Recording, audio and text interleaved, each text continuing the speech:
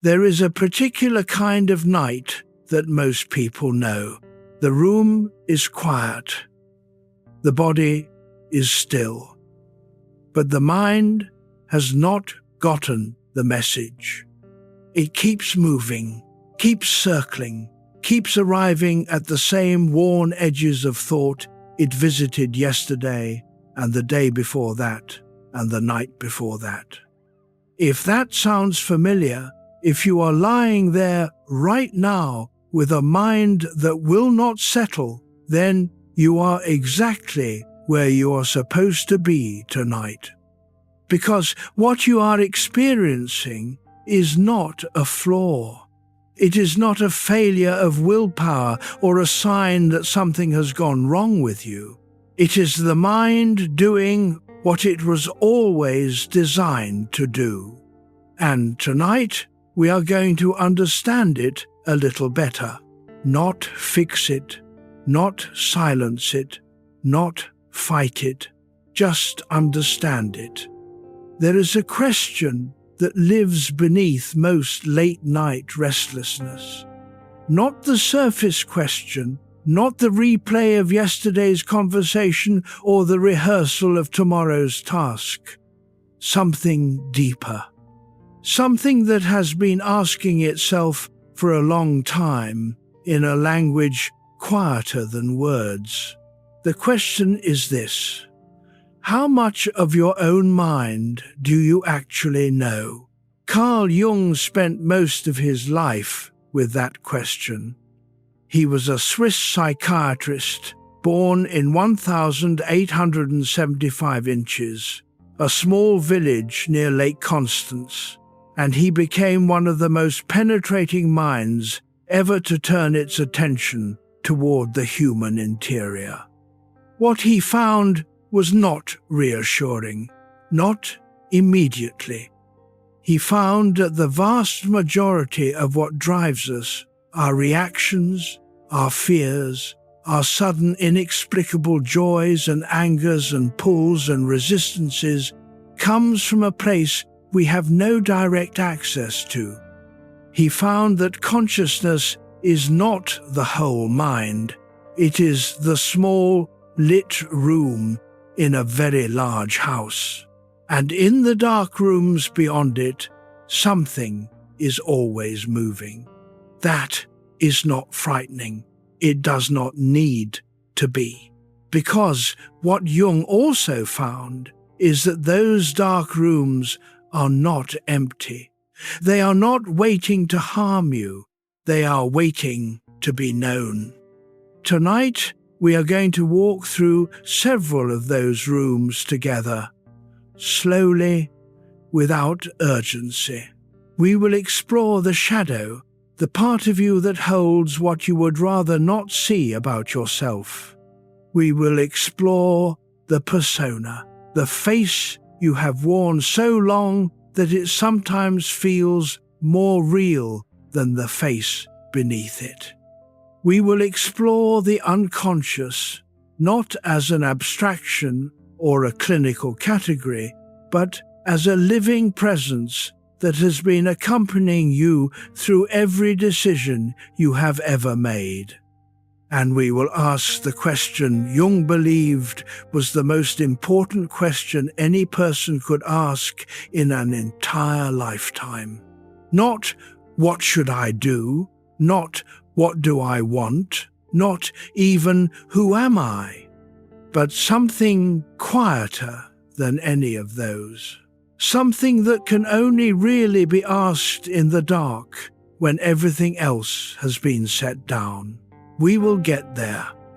But there are two kinds of wakefulness. Most people only ever know one, the kind that keeps you alert, productive, defended, moving. The kind that the morning demands. There is a second kind, a quieter kind. Not the wakefulness of doing, but the wakefulness of seeing. We will come to that. For now, let your breath find its own rhythm. Let it be slower than usual, or faster. It does not matter. Just let it move the way it wants to move. Let the room be still around you, and let the night hold what it holds. Something has been watching you from the inside, patiently, for years, not to judge you, not to control you, just waiting in the quiet way that deep things wait to be recognized. Tonight, we begin to look. Carl Jung was born in a small Swiss village in 1875. His father was a country pastor, his mother a complicated woman whose own inner life surfaced in ways that both frightened and fascinated the child she was raising. Jung grew up with a sense of the uncanny that he never entirely shed, a conviction formed early and never formally explained, that there was more going on beneath the surface of things than the surface suggested. He brought that conviction to his medical training, to his psychiatric practice, to his years of collaboration with and eventual painful separation from Sigmund Freud, who was both his mentor and the mind he most needed to move beyond. He brought it, above all, to himself. To the decades of private examination, the journals, the paintings, the stone carvings, the waking visions that he neither dismissed nor surrendered to but sat with, carefully trying to understand what they were telling him. What he eventually mapped was not a theory, it was a territory that every human being lives inside, whether or not they know it by his name. Tonight, we're going to walk some of that territory together, at whatever pace feels right, with whatever quality of attention is available. There is no test at the end. There is no performance being evaluated. There is only this: a long night, a quiet room, and the possibility of knowing yourself a little better by the time the morning comes. That possibility is always worth taking. Chapter 2: Consciousness and the Unknown Self. For most of human history, people assumed the mind was something they understood. You thought something, you felt something, you did something. And if you were asked why, you had an answer, or at least something that felt like one.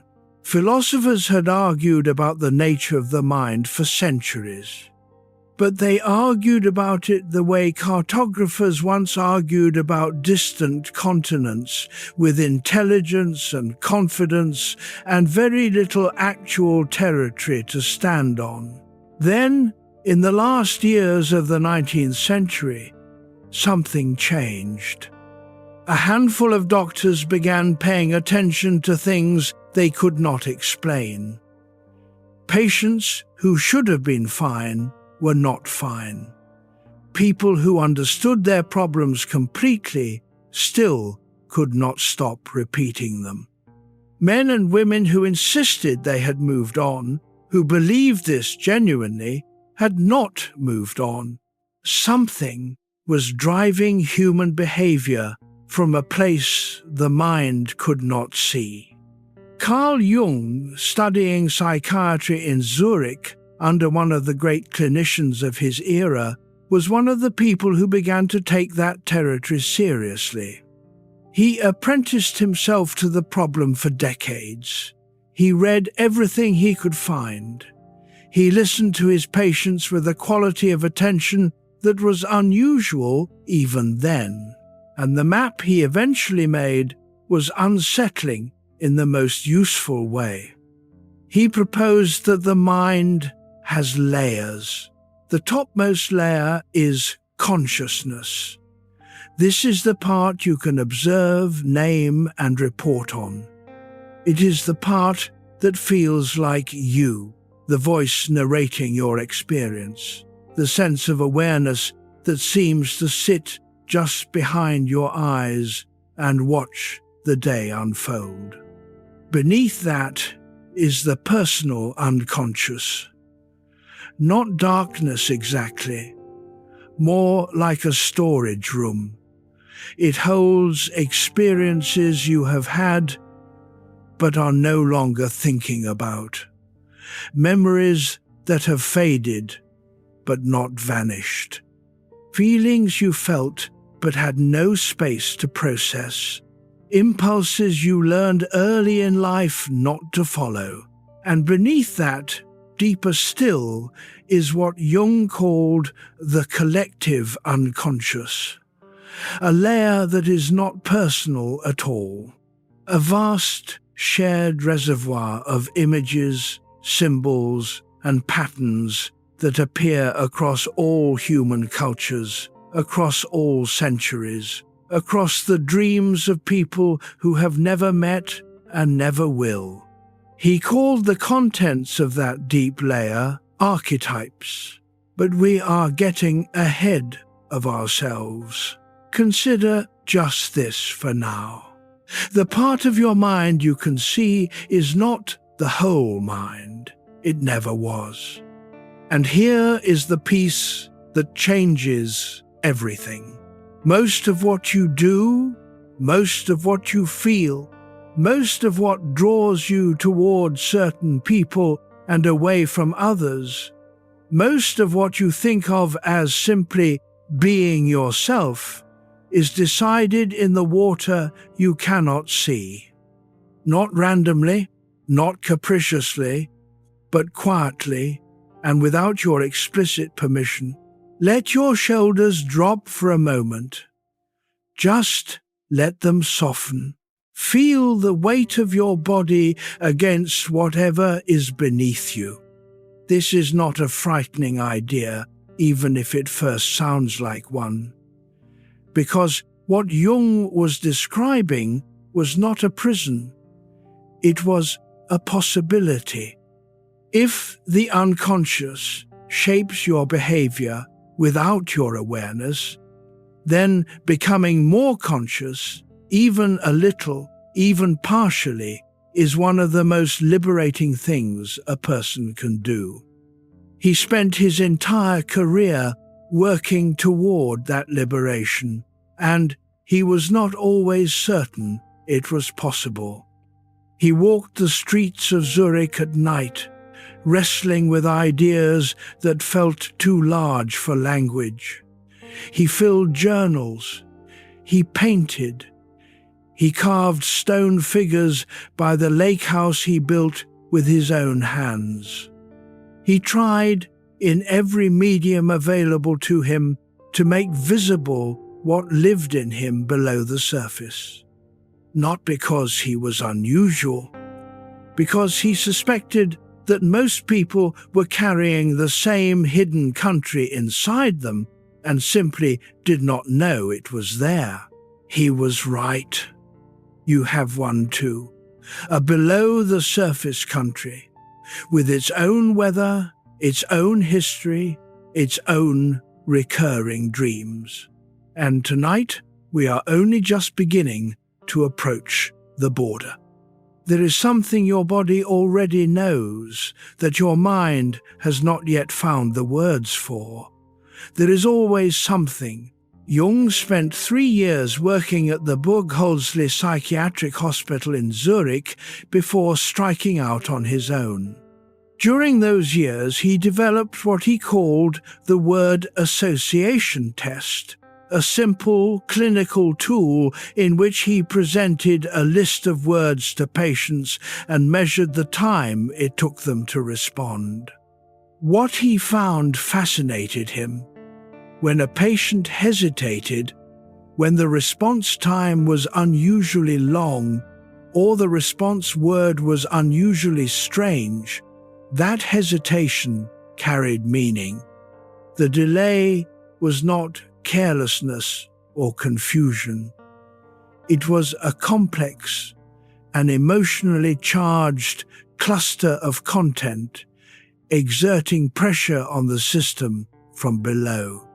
The word had triggered something in the unconscious, and the unconscious was responding before the conscious mind could manage the content cleanly.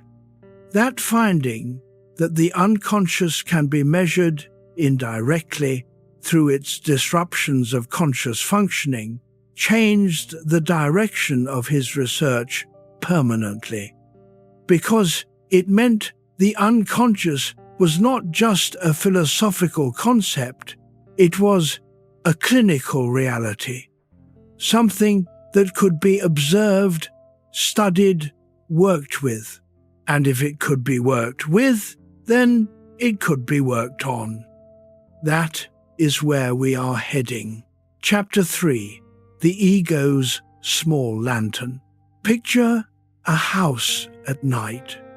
Not a threatening house, a quiet one.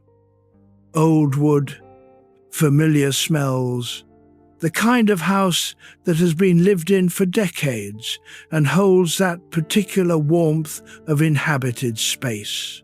Most of the lights are off, but in one room, just one, a small lantern is burning. And within that circle of light, everything is clear. You can see the table, the chair, the book, the glass of water beside it. Everything within that ring of light has a name and a place and makes complete sense. That lantern is your ego. The ego, in Jung's understanding, is not the villain it has become in popular conversation. It is not the same as arrogance or selfishness, though it can drift in those directions when it overreaches. The ego is simply the center of consciousness. It is the part of you that says, I. The part that wakes up in the morning and recognizes itself. The part that holds your name as your own, that carries your intentions from one day to the next, that navigates the social world on your behalf. The ego is necessary. Without it, there would be no you standing in the world, no stable center from which to operate." Unquote. But the ego makes a mistake that almost every ego makes. It mistakes the lantern for the whole house. Because the lantern is all it can see, the ego tends to assume that what falls within its light is everything that exists. What lies in the dark rooms, the quiet halls, the basement and the attic, those places must be empty or irrelevant, or simply not worth the effort of exploring. And so the ego walks through its illuminated room again and again, believing it knows the house completely. Meanwhile, in the dark rooms, everything continues. Notice the breath moving through you. Just notice it. You do not have to do anything with it. There is more happening in you right now than you are aware of. That is simply the truth of being human. Jung came to understand this early in his career. He worked with patients whose symptoms made no rational sense. A woman who could not account for her dread. A man who could not explain his rage. A man who was, by every external measure, successful and safe. A patient who knew intellectually that everything was fine and still felt in every cell of their body that something was terribly wrong. In each case, the ego was not lying. It was reporting accurately on what it could see. But the house was much larger than its report suggested. Have you ever had a reaction that surprised you? A flare of anger that seemed too large for its cause? A sadness that arrived without any clear origin? A pull towards someone you knew, logically, was not right for you? A resistance to something that should have been easy? These moments are not random. They are the dark rooms making themselves known. The ego, startled, reaches for explanations. I was tired. It must have been the stress. I don't know what came over me. These explanations are not dishonest. They are simply incomplete. The behavior came from somewhere the lantern cannot reach. And here is where it becomes useful. Jung did not believe the solution was to turn off the lantern. The ego is not the problem. Consciousness is not the obstacle. The solution was simply to expand the light, not all at once, not by force, not by dismantling the walls, but gradually, through curiosity, through honesty, through the quiet practice of asking, what is in the room I have not yet visited? That expanding is what he called increasing consciousness. And he believed it was the central task of any serious life. Not achieving more, not becoming more productive or more disciplined, just becoming more aware of what is already there. The lantern can grow larger. It grows whenever you notice something you would rather not notice. And do not immediately look away. It grows by the smallest increments over a lifetime. And every increment matters. Chapter 4. Why awareness feels uncomfortable. There is a reason most people do not spend much time looking inward. It is not laziness, it is not ignorance. Most of the people who avoid deep self-examination are intelligent, thoughtful people who are perfectly capable of doing it. They avoid it because awareness is uncomfortable. Not always. Not about everything, but about certain things, certain patterns, certain recurring failures, certain feelings that have been following them for decades. Awareness is genuinely, viscerally uncomfortable. Jung understood this. He wrote about it with remarkable honesty, including the moments when it was his own awareness that felt unbearable. Because seeing something clearly about yourself changes things. And change, even welcome change, carries its own weight. When you see that the way you treat someone you love is patterned on something you received as a child, that is uncomfortable. When you notice that your greatest strength is also, in certain moments, your most reliable way of hurting people, that is uncomfortable. When you realize that the irritation you feel toward a particular kind of person says something more about you than it does about them, that is very uncomfortable. The mind, understandably, resists. It changes the subject. It finds a distraction. It turns the discomfort outward, blaming circumstances, other people, timing, luck. It becomes very busy with things that matter less.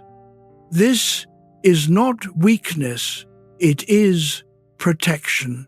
The psyche protects itself from things it is not yet ready to integrate. A kind of inner immune system activates against ideas that might destabilize the current structure. There is a reason this feels familiar. Most people build their self-concept carefully over years. This is who I am. This is what I believe about myself. This is the story that holds me together. And awareness threatens the story. When something you learn about yourself does not fit the story, the mind has two choices. It can revise the story, which is uncomfortable and takes courage, or it can protect the story by not seeing what threatens it. Most minds, most of the time, choose protection. Jung called this repression. Not a dramatic act of suppression, but a quiet, almost automatic process by which the mind simply does not look. It files certain experiences in the personal unconscious, where they do not create problems for the story. The problem is that what is filed away does not disappear. It stays. It waits. It exerts pressure on the system from below. Let your jaw soften. Notice how that feels, just for a moment. Think of a feeling you have been carrying lately that you haven't quite named. Not a thought, a feeling. The kind that arrives at the edges of quiet moments and then slips away when you try to look at it directly. You do not have to name it tonight. You do not have to solve it. Just notice that it is there. That noticing, that small, honest acknowledgement, is itself an act of expanding the light. Jung did not believe that anyone could become fully conscious. He was clear about that. The unconscious is too vast, too deep, too much older than the individual mind. But he believed that the direction matters. That moving toward greater awareness, even incompletely, even haltingly, is one of the most meaningful things a person can do with their time on earth. Not because it makes you better than others, because it makes you more honest with yourself. And a life lived in greater honesty, even when that honesty is sometimes uncomfortable, is a life that tends to feel more real, more your own. The discomfort of seeing clearly is smaller than the discomfort of not seeing at all. That is something most people only discover after decades of the alternative. And yet the alternative has a seductive logic. It promises safety. It promises the stability of not having to revise anything fundamental about who you believe yourself to be. It offers the comfort of a story that stays consistent even at the cost of its accuracy. Many very good lives are built on this bargain, and many people reach the end of those lives with a particular kind of regret that is not about the choices they made, but about the choices they did not make because they could not quite see clearly enough to make them. The regret is not of the dramatic kind, not of paths not taken or loves abandoned. It is quieter than that. It is the regret of a person looking back and noticing that they were present for the events of their life without ever quite being present to the interior life running beneath them. That is the cost of sustained avoidance. Not a catastrophic failure, a gradual distance from oneself that accumulates over decades until, in the quiet hours, there is a sense of having lived alongside, rather than inside, one's own existence. The awareness that feels uncomfortable tonight is the beginning of closing that distance. Chapter 5. The Persona We Perform. There is a figure who appears in almost every human life. You know them well, even if you have never thought about them by name.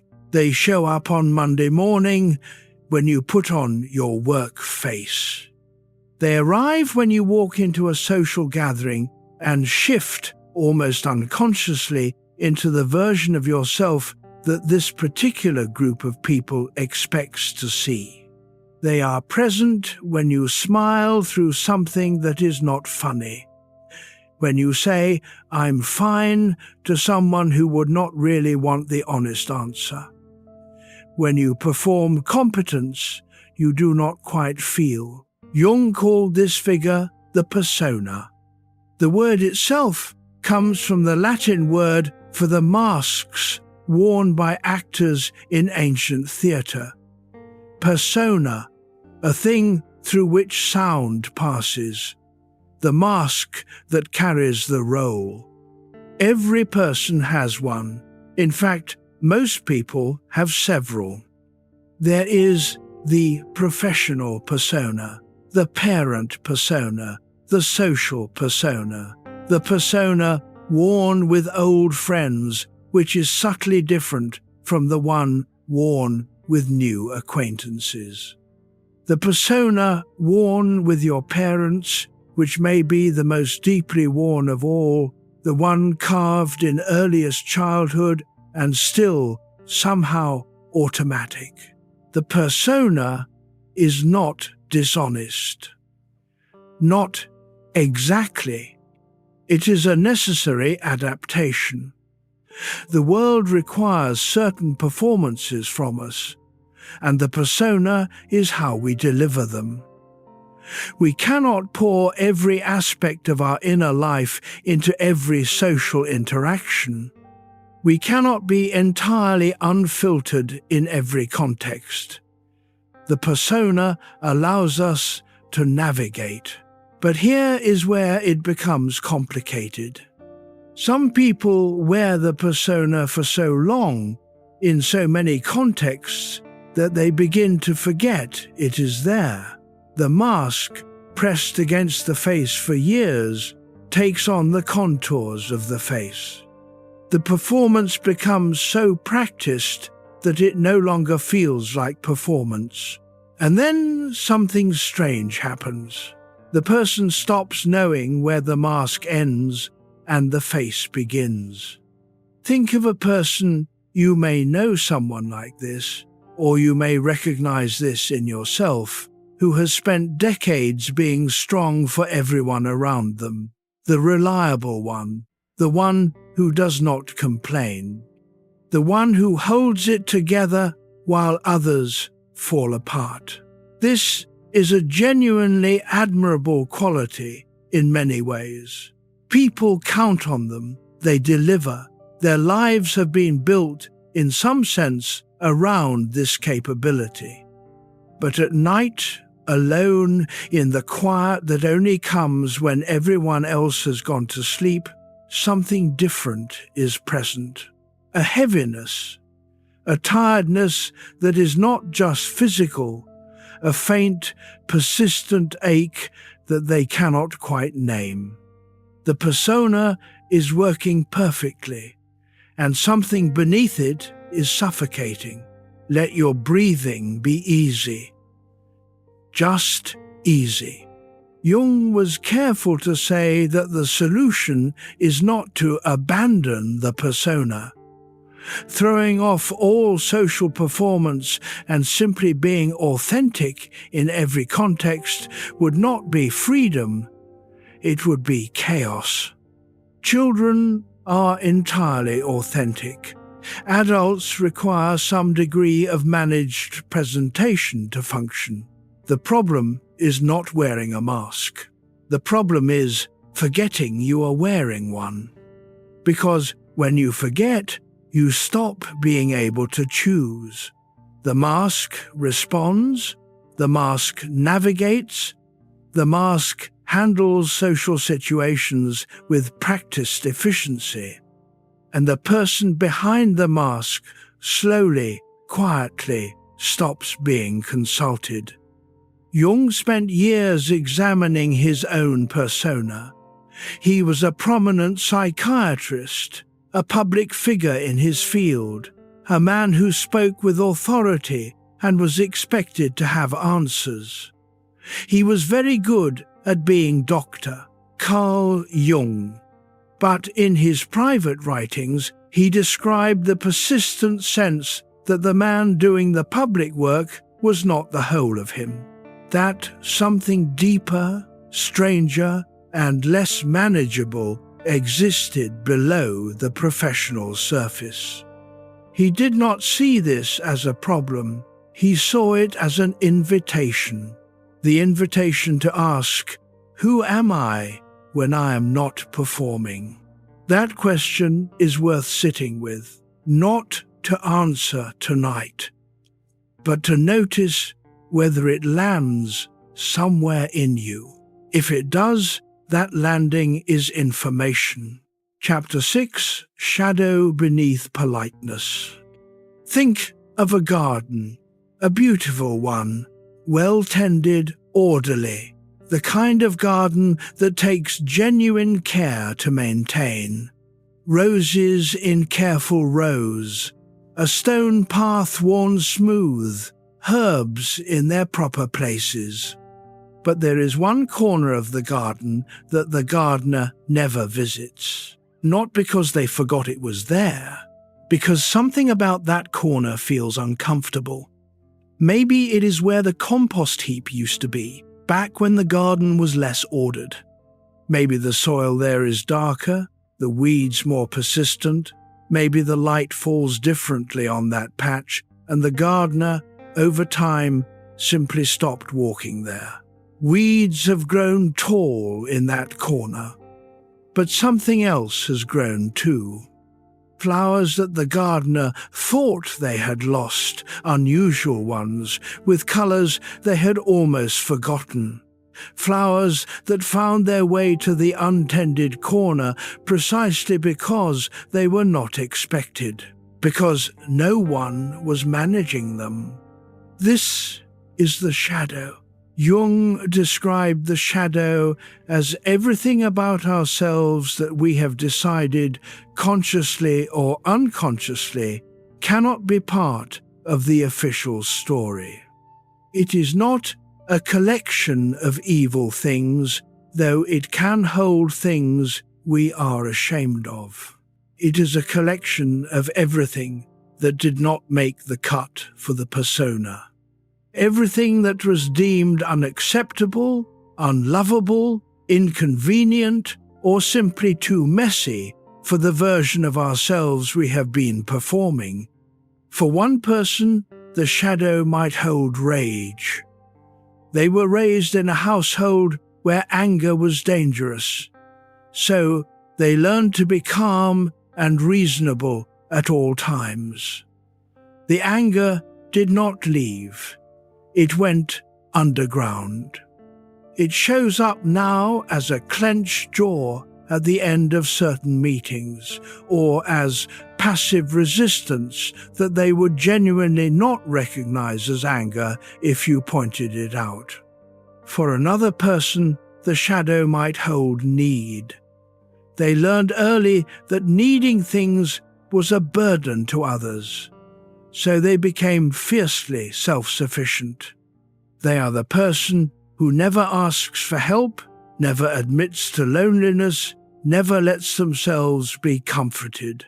The need is still there. It surfaces as chronic restlessness or a sudden irrational hurt when someone does not notice they are struggling. For another person, the shadow might hold joy, pleasure, lightness, play. They grew up in a serious household where silliness was treated as a sign of weakness. Now they find themselves uncomfortable around genuine laughter, suspicious of happiness, quietly envious of people who seem easy in themselves.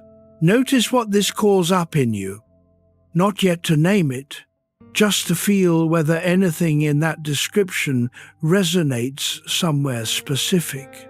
Let your body rest where it is. You do not need to move toward anything. Jung believed that the shadow is not the enemy. It is a resource that has been misdirected. The rage in the shadow, integrated, becomes appropriate assertiveness. The need, acknowledged, becomes the ability to receive love. The play, reclaimed, becomes the lightness that makes difficult things bearable. But the shadow cannot be integrated by force. It cannot be argued with or reasoned away or simply decided against. It can only be integrated by being seen. In 1913, after a painful break with Sigmund Freud, Carl Jung found himself in a crisis that he was not certain was professional or personal or psychological. In his private notes, he described hearing inner voices he feared might mean he was losing his mind. Most people in that position would have looked away, would have found something, anything, to avoid sitting with what was arising. Jung did the opposite. He sat down. He opened a large red leather journal, and he began writing down what the voices said. He illustrated the pages with paintings and geometric diagrams. He treated what was arising not as pathology to be eliminated, but as content to be listened to. He worked on that journal, which he called his Liber Novus, his red book, for 16 years. He showed it to almost no one. What he produced was not a work of madness. It was a map of a man meeting his own shadow slowly, carefully, without flinching more than he had to. The shadow is not your worst self. It is your unacknowledged self, and acknowledgement, in the end, is the only thing it has ever asked for. There is a moment in the Red Book when Jung encounters a figure he names Philemon, an old man with the wings of a kingfisher, a being who appears in his visions and converses with him. Jung knew intellectually that Philemon was not an external presence. He was an autonomous content of the unconscious. And yet the conversations felt real, carried genuine wisdom, offered perspectives that Jung could not have generated from his conscious position alone. He wrote about Philemon with the clarity of someone reporting a genuine encounter, not a hallucination, not a metaphor, a real meeting with a part of himself he had not previously known. This is what shadow work, at its most honest, can offer, not the finding of a monster. The finding of a stranger who turns out to be, in some deep and unexpected way, the part of yourself that has been most missing. The shadow holds what the persona could not carry, but it also holds what the persona could not reach. The fullness of you is in both rooms, and the door between them has always been open. Chapter 7. Anxiety as hidden knowledge. There is a particular quality to nighttime anxiety that is different from daytime worry. Daytime worry has targets, specific things to fix, avoid, prepare for the meeting tomorrow. the call you still have not returned, the conversation that did not go well. Nighttime anxiety is different. It is diffuse, it spreads. It does not always attach to anything specific, and when it does, the specific thing does not seem to fully account for the intensity of the feeling. You lie there, and something in you is braced. Not quite afraid, not quite sad, not quite angry. Something between all of these, and somehow heavier than any one of them alone. If that has been your experience, tonight or on many nights, then this is worth knowing. That anxiety is not meaningless. It is not just noise. It is the psyche's way of signaling that something below the surface is asking for attention. Jung did not use the word anxiety the way we commonly use it now, as a clinical category to be managed or eliminated. He used it more the way an old physician might use the word symptom, as information, as a signal from the body that something is happening beneath what is visible. The ancient Greek root of the word anxiety means to press tight, to strangle. That constriction, Jung would say, is the pressure of the unconscious pushing upward against something that has been kept compressed. Something below the surface is trying to rise, and the anxiety is not the enemy. It is the messenger. This can shift something if you let it. Because once you understand anxiety as carrying information rather than simply creating suffering, the relationship with it changes. The question is no longer, how do I make this stop? The question becomes, what is this trying to tell me? That is a much more useful question, and usually a much more honest one. Think of a night, perhaps a night like this one, when the anxiety was not attached to anything obvious. When you ran through the inventory of your life, item by item, and found nothing that fully explained what you were feeling, now consider what might have been beneath that inventory that you were not checking.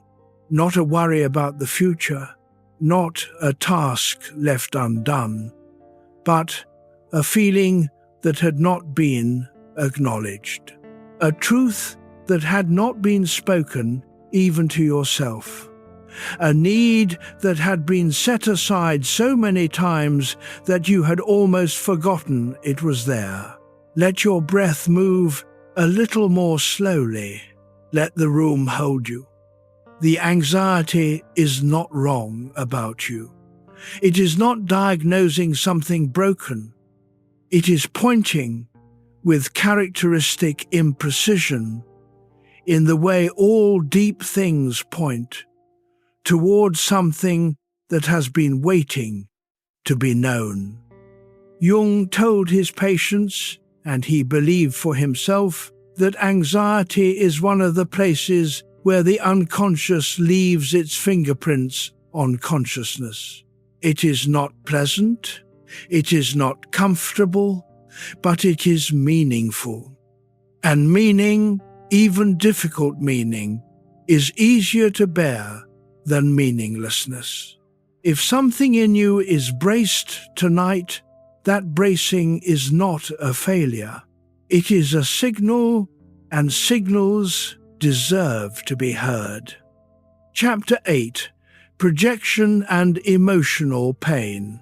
There is a mechanism that Jung considered one of the most common and most invisible drivers of human suffering.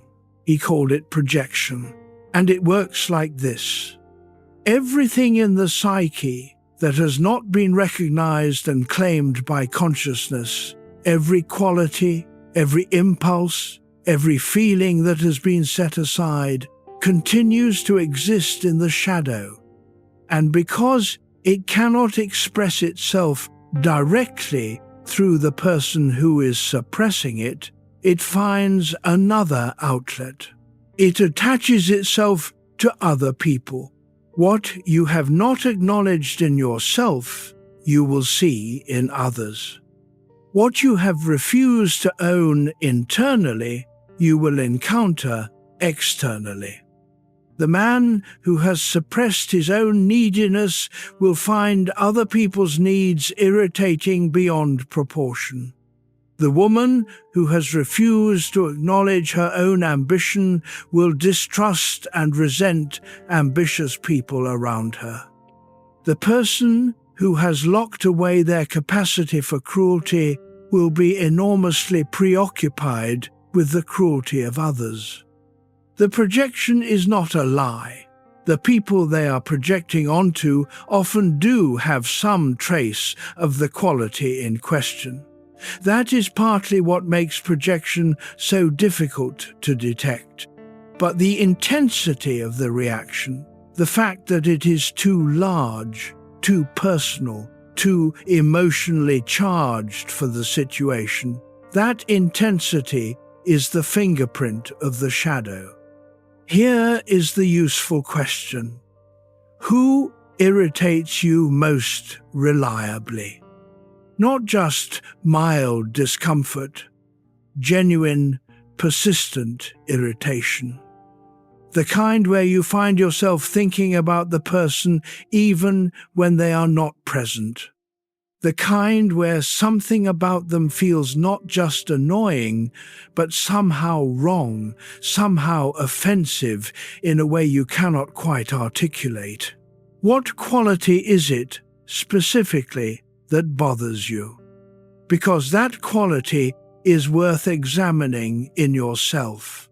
Not because the other person is innocent, not because your irritation is always unjustified, but because the heat of the reaction, the intensity, the frequency, the fact that it clings, often means that something in their behavior is pressing against something in your own shadow that you have not yet faced. Let your body rest a little heavier where it lies.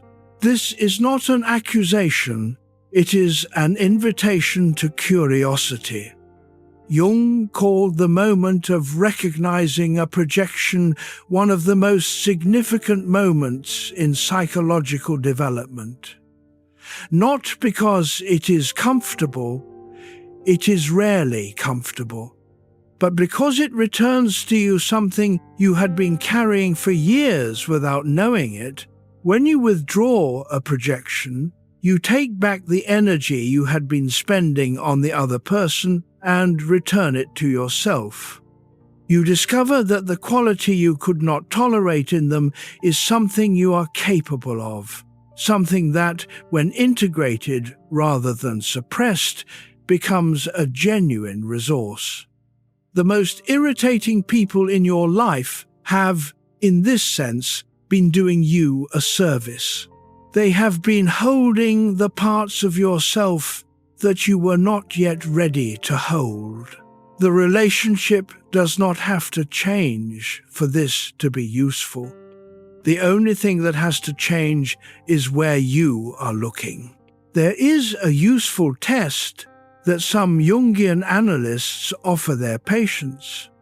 When you find yourself describing another person with particular heat, when the description is vivid, emotionally charged, and returns to the same specific quality again and again, pause and ask, if I were forced to acknowledge a trace of this quality in myself, where would it live?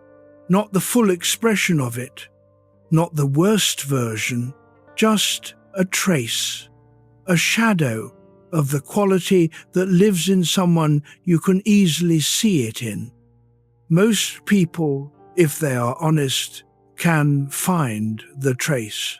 The person who irritates you with their neediness may carry visible what you have worked very hard to make invisible in yourself. The person whose aggression disgusts you may be expressing what your politeness has been managing for decades. The person whose self-importance makes you roll your eyes may be enacting the ambition you decided was too dangerous to claim. None of this means you are wrong about them. They may be exactly as difficult as you perceive, but the force of your reaction, the heat, the frequency, the way it sticks, that belongs to you. And what belongs to you can be worked with. Chapter 9.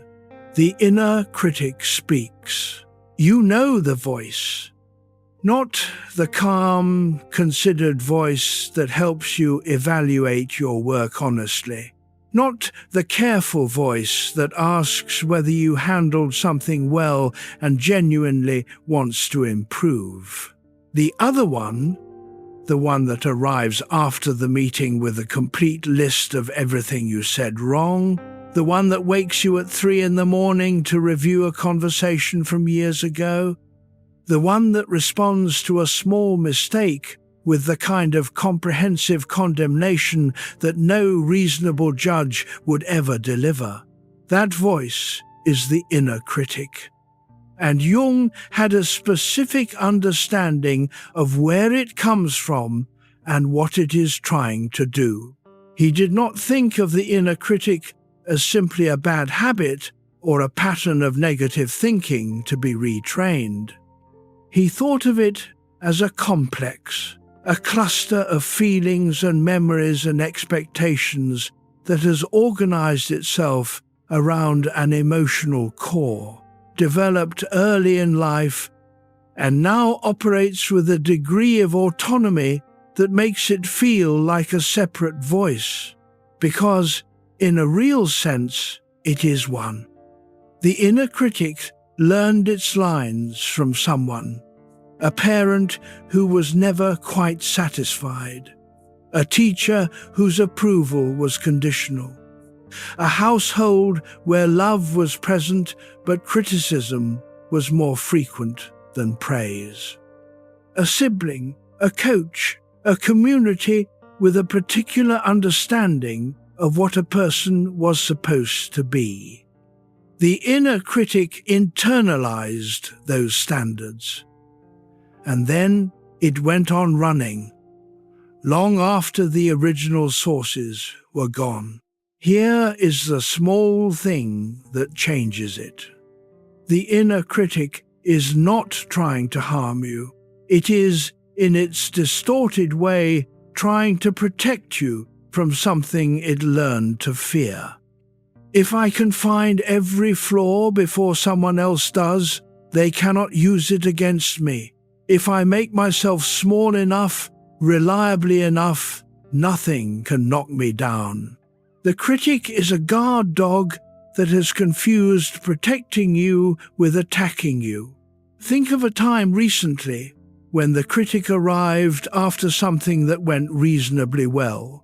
A conversation, a piece of work, a day that by any fair measure was adequate. The criticism was not calibrated to the reality. It was calibrated to an old standard from an old context. And recognizing that distinction between the voice that was learned and the reality of who you are now is where some of the power begins to return.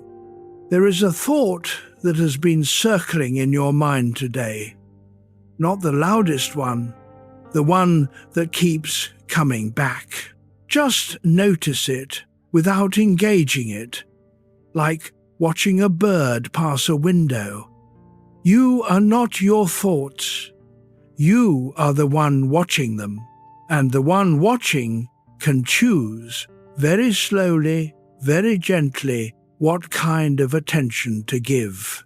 Jung believed that the inner critic could be engaged, not argued with, not simply silenced, but engaged, the way one might engage a suspicious guard dog, slowly, with respect for what it is protecting, with patience for how long it has been on watch.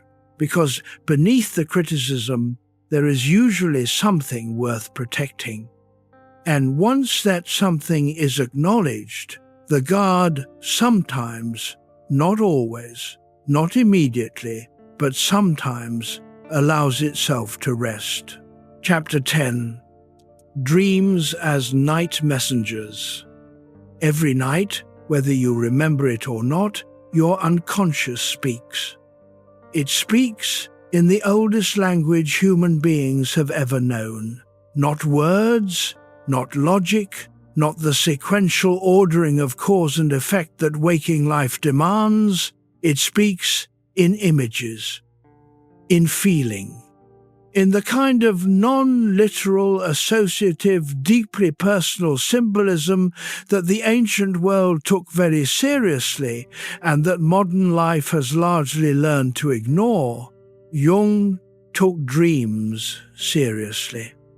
Not because he was superstitious, because he was empirical. He had spent enough time with his patients' dreams, recording them, studying them, watching how they related to what was happening below the surface of a person's life, to believe that dreams were not random. They were, in his view, natural self-portraits of the psyche. The unconscious, through the dream, does something remarkable. It takes the current state of the interior life, the tensions that exist, the compensations that are needed, the things that have been neglected or overworked, and it renders them in image form. Not to confuse, not to mystify, to communicate something that waking consciousness has not yet managed to see. In 1913, Carl Jung experienced a series of waking visions and dreams that frightened him. He saw floods covering Europe. He saw rivers running red. He heard thunderous voices. He feared these experiences were the onset of psychosis.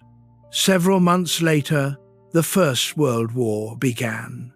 He did not conclude from this that he had supernatural powers. He concluded something more interesting, that the unconscious at a collective level is in some sense connected to what is happening in the shared human world. That the psyche is not sealed off from history and culture and the emotional weather of the collective. He spent the rest of his career thinking about what that connection meant. For our purposes tonight, the more immediate point is this: the dream you had last week that you cannot quite shake, the recurring image that has appeared in your sleep for years, the feeling you wake with sometimes, not sadness exactly, not fear exactly, but something dense and close that lingers for an hour into the morning. These are not random. They are the unconscious arranging its material and trying to show it to you. Let your breath be easy. Just easy. You do not need to become an expert dream analyst to benefit from this understanding. You need only to begin paying a small amount of attention to notice which dreams feel significant, even when you cannot explain why. To ask not, "What does this dream predict?" That is the wrong question, but "What feeling does this dream carry, and where else in my life is that feeling present?" Jung suggested keeping a dream journal, not an elaborate one, just a notebook kept beside the bed. In the first moments of waking, before the conscious mind reasserts its categories and the dream evaporates into the day, write down whatever is present. An image, a feeling, a fragment of scene. Even a single word that seems to belong to where you have just been. Over time, patterns emerge. The same symbols in different configurations. The same emotional territory visited through different storylines. The same question arriving in new forms. This is not mysticism. It is a form of self-study available to anyone willing to slow down enough in those first morning moments to notice what is there. What the dream offers is not a message to be decoded, it is a relationship to be developed between the waking self and the dreaming self. Between the part of you that manages the day and the part that processes the day in the only language it knows. That question, held lightly, can begin to build a bridge. Between the part of you that sleeps and the part of you that walks through the world. They are not as separate as they seem. Chapter 11. Symbols below thought. Long before humans had philosophy or science or psychology, they had symbols. Circles and spirals carved into cave walls, the sun as a face, the moon as a body that waxed and waned like a living thing, snakes that represented both death and renewal, trees whose roots reached down into the underworld and whose branches reached up into the sky. These images were not invented by any one culture. They arose independently in civilizations across the world that had no contact with each other. And Jung noticed this. He spent years studying mythology, religion, alchemy, fairy tales, and the art of cultures separated by thousands of miles and thousands of years. And he found the same images recurring everywhere. The Great Mother, the wise old man, the trickster, the hero who must descend into darkness before they can return transformed, the sacred marriage of opposites. These were not copied from culture to culture.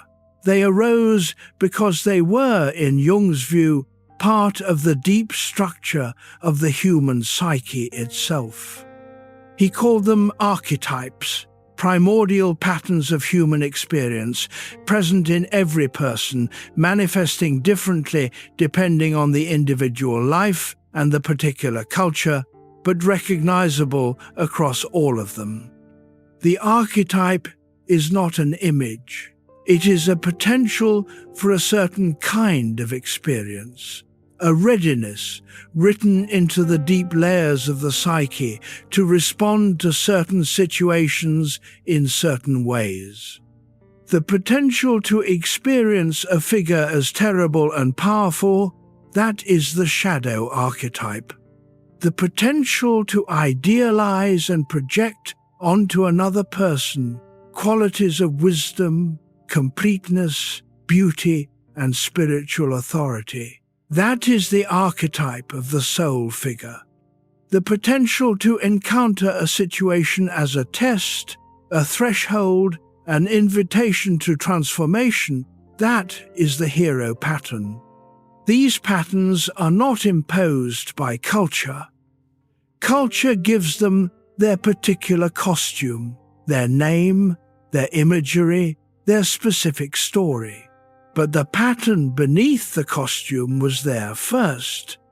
Something in this resonates, even if you cannot immediately explain why. The stories that have stayed with you across a lifetime, the myths, the fairy tales, the novels and films that lodged themselves in you and never quite left, They lodged themselves because something in them corresponded to something already present in the deep structure of your psyche. Not to every person, not universally, but to you specifically at that particular moment in your life when you encountered that particular story. Because the story activated an archetype. Let your eyes, if they are open, close gently. Let the images behind your eyes be whatever they are. The symbolic life is not a relic of pre-scientific thinking. It is a dimension of experience that the modern mind has often tried to replace with information and has not quite succeeded. Something in you speaks in symbols, in images that carry feeling before they carry meaning, in the kind of knowing that arrives not as a thought but as a recognition. That part of you is not less reliable than the thinking part. It is, in some ways, older, and older often means closer to the root. Jung spent years studying alchemy, the medieval pseudoscience of transforming base metals into gold. Most of his colleagues thought this was an eccentric detour. Alchemy was superstition. It had been superseded by chemistry. What could a modern psychiatrist find of value in those dusty, opaque texts? What Jung found was a symbolic map of the psychic process he was witnessing in his patients. The alchemical work of transformation, the heating, dissolving, refining, and eventually unifying of disparate elements into something new and more complete, was, he believed, a symbolic description of the psychological work of individuation, of taking the raw, scattered, contradictory material of the personality and, over long labor, bringing it into something approaching wholeness. The alchemists did not know this consciously. They believed they were working with physical substances, but their symbols told a deeper story. The story of the human interior attempting to understand, in the only language available to it, the process of its own transformation. That is the power of symbols. They speak truths that the explaining mind has not yet reached, and they are speaking in you tonight, in the images that arise when the thinking quiets. Let them speak. They are older than the words that usually run the show, and they know things the words have not yet found their way to. Chapter 12. The unconscious watches quietly. There is a moment that happens to most people at some point in their lives. They are in the middle of an ordinary day, not a dramatic one, not a crisis, when something shifts. A small observation, a conversation that takes an unexpected turn, a dream that lingered too long into the morning, and suddenly they see something about themselves that they had been moving past day after day for years without noticing. The pattern of how they handle conflict, the way they shrink in certain rooms and expand in others, the kind of person they consistently try to become close to, and the kind of unhappiness that consistently results. The thing they say they will do differently next time, and then, when next time arrives, do the same as always. These moments of seeing are not comfortable. but they carry a particular quality that nothing else quite matches. A quality of recognition, of yes, that is it, of something that has been circling for a long time, finally landing. Jung believed that these moments are the unconscious, giving the ego what it needs, not what it wants. Often, these recognitions are the opposite of what the ego wants, but what it needs. He thought of the unconscious not as an adversary to consciousness, but as its partner.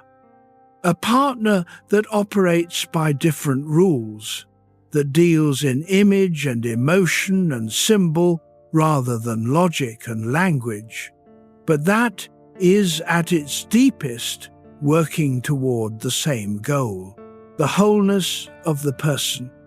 This is where we come back to something mentioned at the very beginning of this night. There are two kinds of wakefulness. The first kind is the wakefulness of the defended self. Alert, productive, moving through the world with a particular story about who it is and what it needs. This wakefulness is essential. It accomplishes things. It maintains relationships. It keeps the machine of daily life running. The second kind is rarer. It is the wakefulness of the observed self.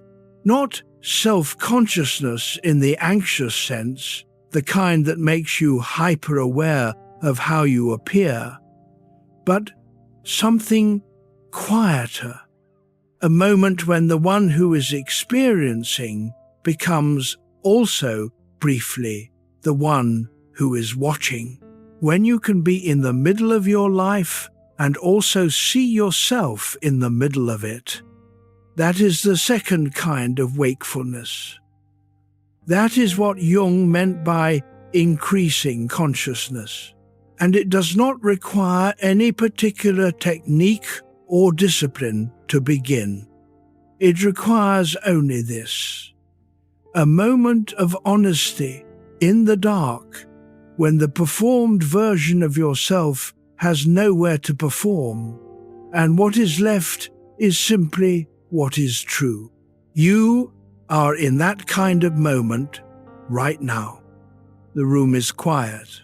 The day has released you, at least temporarily. The persona has very little audience here. Feel the weight of your body where it rests.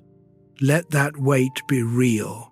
What is actually here, in this moment, beneath the tiredness of the day? Not a problem to solve, just a feeling to notice. Jung wrote near the end of his long life that the most important thing he had discovered was not a theory or a therapeutic method or even a specific insight about the nature of the psyche. It was something simpler and harder to articulate. He discovered that the examined life, the life that turns its attention inward with some regularity, with some honesty, with some degree of courage, is a qualitatively different kind of experience from the unexamined one. Not better in any moral sense, not more successful or more comfortable, but more inhabited, more present to itself, more fully experienced by the person living it. This is what it means to be awake in the second sense, not the biological wakefulness that the morning demands, the philosophical wakefulness that the interior life has always been offering. And you have been working toward it longer than you know. Chapter 13, What Most People Avoid. There is a kind of man, and you may recognize him, or recognize something of him in yourself. who is never still. Not because he is reckless or frivolous, often the opposite. He is disciplined. He is productive. He has built things, a career, a family, a life that by every external measure looks like success. But he cannot stop. The weekends are full before they begin. The evenings have their projects. The vacations, when they happen, are packed with activities that he plans with the same thoroughness he brings to his work. Even rest for him has to look like something. People admire his energy. They rely on his consistency. He has become, over the years, someone that others organize themselves around. But there is something he has not allowed himself to look at. One Sunday, the schedule fails to materialize. No plan, no project, no one who needs something from him. He sits, and within 20 minutes, something rises to the surface that has been trying to get his attention for years. Not a dramatic revelation, just a feeling. Dense, familiar, uncomfortable in a way he cannot account for through any of the explanations he normally reaches for. He reaches for his phone, checks his email. The feeling recedes. He puts the phone down. The feeling returns. The next day, he is very busy. Let your breath be slower for a moment, just for this moment. What he was avoiding was not an idea. It was not a memory or a regret he could have named specifically. He was avoiding contact with himself. Jung would have recognized this pattern immediately. He wrote about it extensively, and he observed it in himself. The compulsion toward busyness, toward filling every available space with activity, with productivity, with the feeling of forward movement, is, in many cases, an elaborate strategy for not having to be present to one's own interior. Because the interior, when finally encountered, is not always what we hoped it would be. It is complex.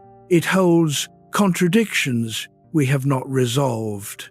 It contains feelings we have been managing from a distance for so long that having them close feels disorienting. And yet, the cost of not encountering it is high. It accumulates slowly over years in a particular quality of exhaustion that sleep cannot fix, in a persistent, formless discontent that has no single source, in the sense arriving sometimes late at night, that the life being lived is not quite the life intended, that something essential has been moving in a parallel track and has never been given permission to merge. Jung called this the unlived life, not the life you should have chosen instead, not a fantasy about a different path. The life that exists within you and has not yet found room to express itself. It is still there. It is always still there. And the first step toward it is simply the willingness to sit in an empty room without immediately filling it. Chapter 14. The Fear of Seeing Clearly. There is a particular fear that Jung thought was one of the most fundamental in human experience. Not the fear of death, though he took that seriously, not the fear of loss, though that is woven into every life. The fear of seeing yourself clearly.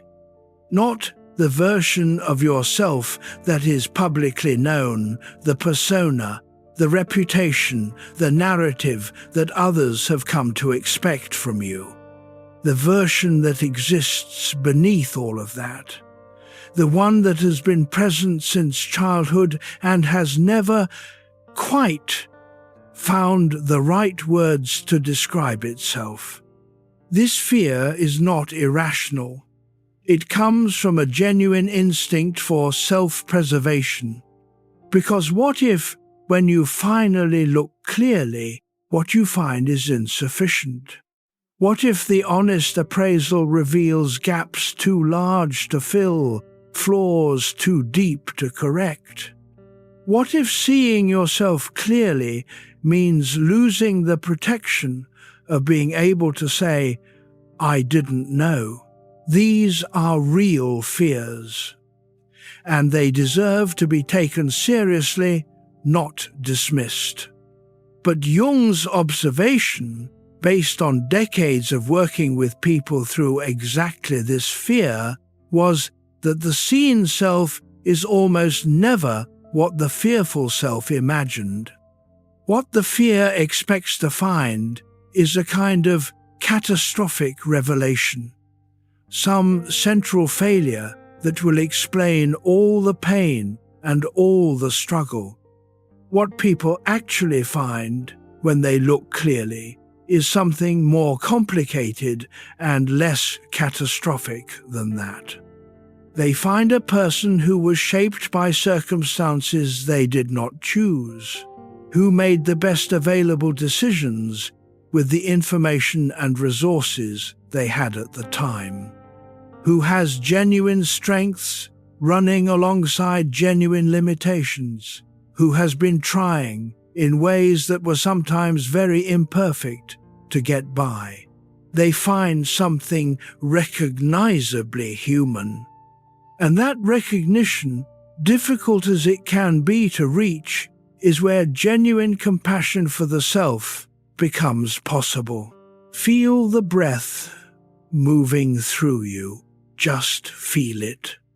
The fear of seeing clearly is also, in a real sense, the fear of becoming responsible. Because once you have seen something clearly, you can no longer pretend you do not see it. And once you can no longer pretend, you carry a certain obligation to do something about it, not to fix it overnight, not to transform completely, but to begin moving, however slowly, in a direction that is more aligned with what is true. That obligation can feel heavy. It can feel like too much. And yet most people who have passed through the fear of clear seeing report from the other side of it that the weight they were carrying in the avoidance was greater than the weight of the truth itself. The thing you are afraid to see about yourself is almost certainly less terrible than what you imagine when you avert your eyes. And the person you find when you look is almost certainly more worth knowing than the version you have been protecting. Jung had a phrase for the quality that makes this looking possible. He called it the moral courage of self-knowledge. Not moral in a preachy sense, in the sense that it requires something from you, that it costs something, that you have to choose to do it when you could very easily not. He observed that this particular courage was more rare than physical courage. Physical courage is demanded by circumstances and rises to meet them. The courage of self-examination has to be chosen voluntarily, again and again, in the absence of any external compulsion. Nobody is forcing the looking. Everything in the system would prefer that you look away. And yet the people who choose to look consistently, even reluctantly, even imperfectly, tend to carry a quality that people who have not made that choice can feel but not always name. A quality of having been through something real, of not performing comfort they do not have, of being capable of genuine presence in a difficult moment, because they have learned to be present in their own difficult moments. That is the reward of the courage of clear seeing. Not immediate relief, not the resolution of difficulty, but the gradually deepening ability to be real in your own life and to meet the reality of others with something more than the managed performance that fear requires. Chapter 15. Self-Deception and Comfort. The mind is remarkably skilled at a particular art. It can look directly at something uncomfortable, assess it accurately, and then immediately organize its thinking so that the uncomfortable thing becomes manageable, recontextualized, softened into something that does not require change. This is self-deception, and it is not stupidity. Some of the most intelligent people who have ever lived were masterful practitioners of it. Jung observed it in his patients. He observed it in himself. He wrote about it with a kind of rueful honesty, acknowledging that even his extraordinary intelligence could be enlisted in the service of protecting his ego from what it did not want to see. The self-deception always follows a recognizable logic. It begins with a real perception. Something is noticed, a pattern in behavior, a recurring situation, a feeling that does not quite fit the story. And then, almost instantly, the explaining begins. Yes, I reacted badly to that person, but they really were being unreasonable. Yes, I have not followed through on this for years, but the circumstances have never been quite right. Yes, I keep ending up in this situation, but that is just how things have worked out. It is not a pattern I have created. The explanations are not entirely false. The other person probably was being at least somewhat unreasonable. The circumstances probably were genuinely difficult. The series of events probably did have contributing factors that were outside the person's control, but the explanation arrives too quickly. It has been waiting, already formed like a spare key hanging just inside the door. And that readiness is the tell. Because genuine reflection takes time. It involves sitting with discomfort rather than immediately resolving it. It allows for the possibility that the full picture is not immediately available to the self doing the looking. Self-deception resolves the discomfort before the reflection is actually complete. Let your shoulders be soft. Let the weight of your head rest where it is. The question worth asking, not accusingly but genuinely, is, in what area of my life is my explanation a little too ready? Where do I reach for the story before I have fully sat with the reality? Most people have one or two reliable zones of self-deception, the same territory returned to again and again, where the explanations run most smoothly. Often it is the territory closest to something they most need to see. Jung did not believe that self-deception could be entirely eliminated. The psyche requires some degree of self-protection to function. Complete transparency to oneself at all times would be overwhelming and probably impossible. But he believed that a person could develop what he called the willingness to be surprised by themselves, to hold the self-explanation loosely enough to notice when reality is offering a different story. That willingness is not a technique. It is not a practice you perform at a scheduled time.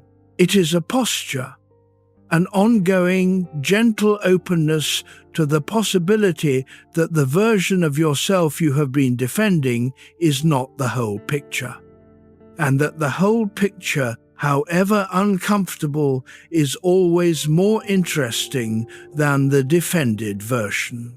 Chapter 16. The Mask of Certainty. There is a particular kind of certainty that is not confidence. It looks like confidence. It moves through the world with the assurance of someone who knows where they stand and has thought things through and has arrived at conclusions they are comfortable with. But underneath it, if you look closely enough, is a quality more like fear, because the certainty is performing a function. It is holding something at bay. Jung observed this pattern across many different kinds of people. The man who has very clear, very fixed opinions about how the world works and becomes genuinely agitated when those opinions are challenged, not because he is defending a carefully examined position, because the position is serving as a wall. And if the wall develops a crack, what might come through? The woman who has organized her entire understanding of herself around a particular narrative of her past and cannot tolerate any reading of that past that introduces complexity or shared responsibility, because the narrative is doing structural work. It is holding together an identity built on a particular understanding of what happened. The person who is utterly certain about who they are, their values, their character, their essential nature, and who experiences any evidence to the contrary as an attack rather than as information. In each case, the certainty is real.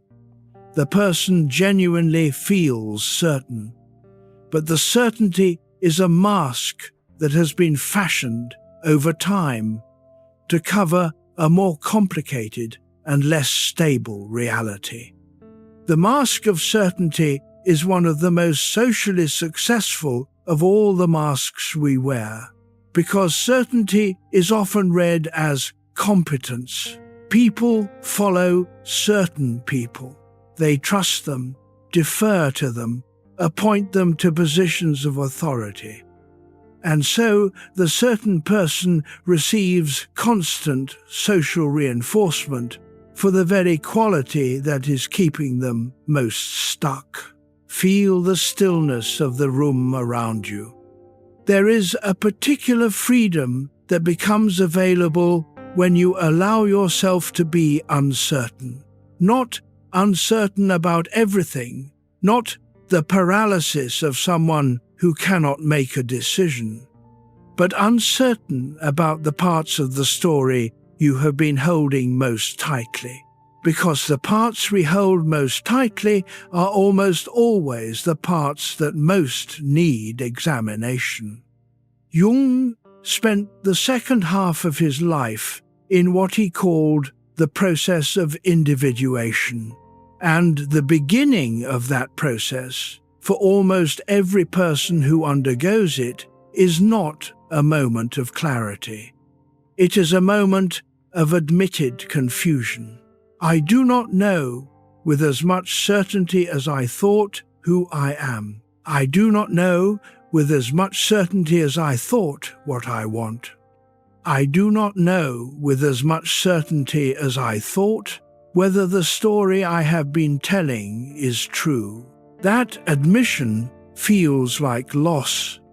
It looks from the outside like instability. From the inside, if you let it be what it actually is rather than what it fears it might be, it feels like the first honest breath in a very long time. The question beneath your own certainty, the one you rarely ask because you have organized your life so that you never need to, that question is not dangerous. It is the question that begins to make you real. There is a story from the life of a man who had built a career on certainty. He was a scientist, highly regarded, known for the precision and confidence of his positions. He had built, over 4 decades, a reputation that rested entirely on never being wrong in public. In private, he told his adult daughter near the end of his career, there were questions he had been carrying for 30 years without being able to voice them.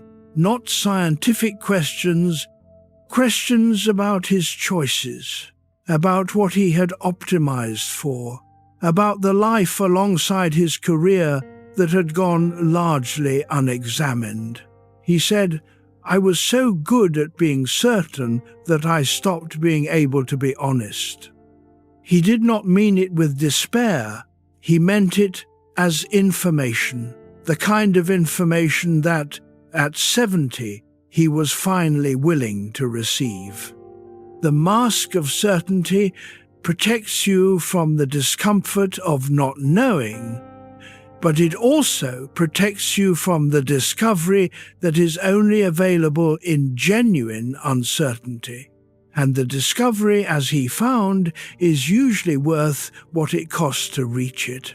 The question is whether you wait until 70 or whether you begin tonight. Chapter 17, Overthinking as Avoidance. The clock reads 3:07.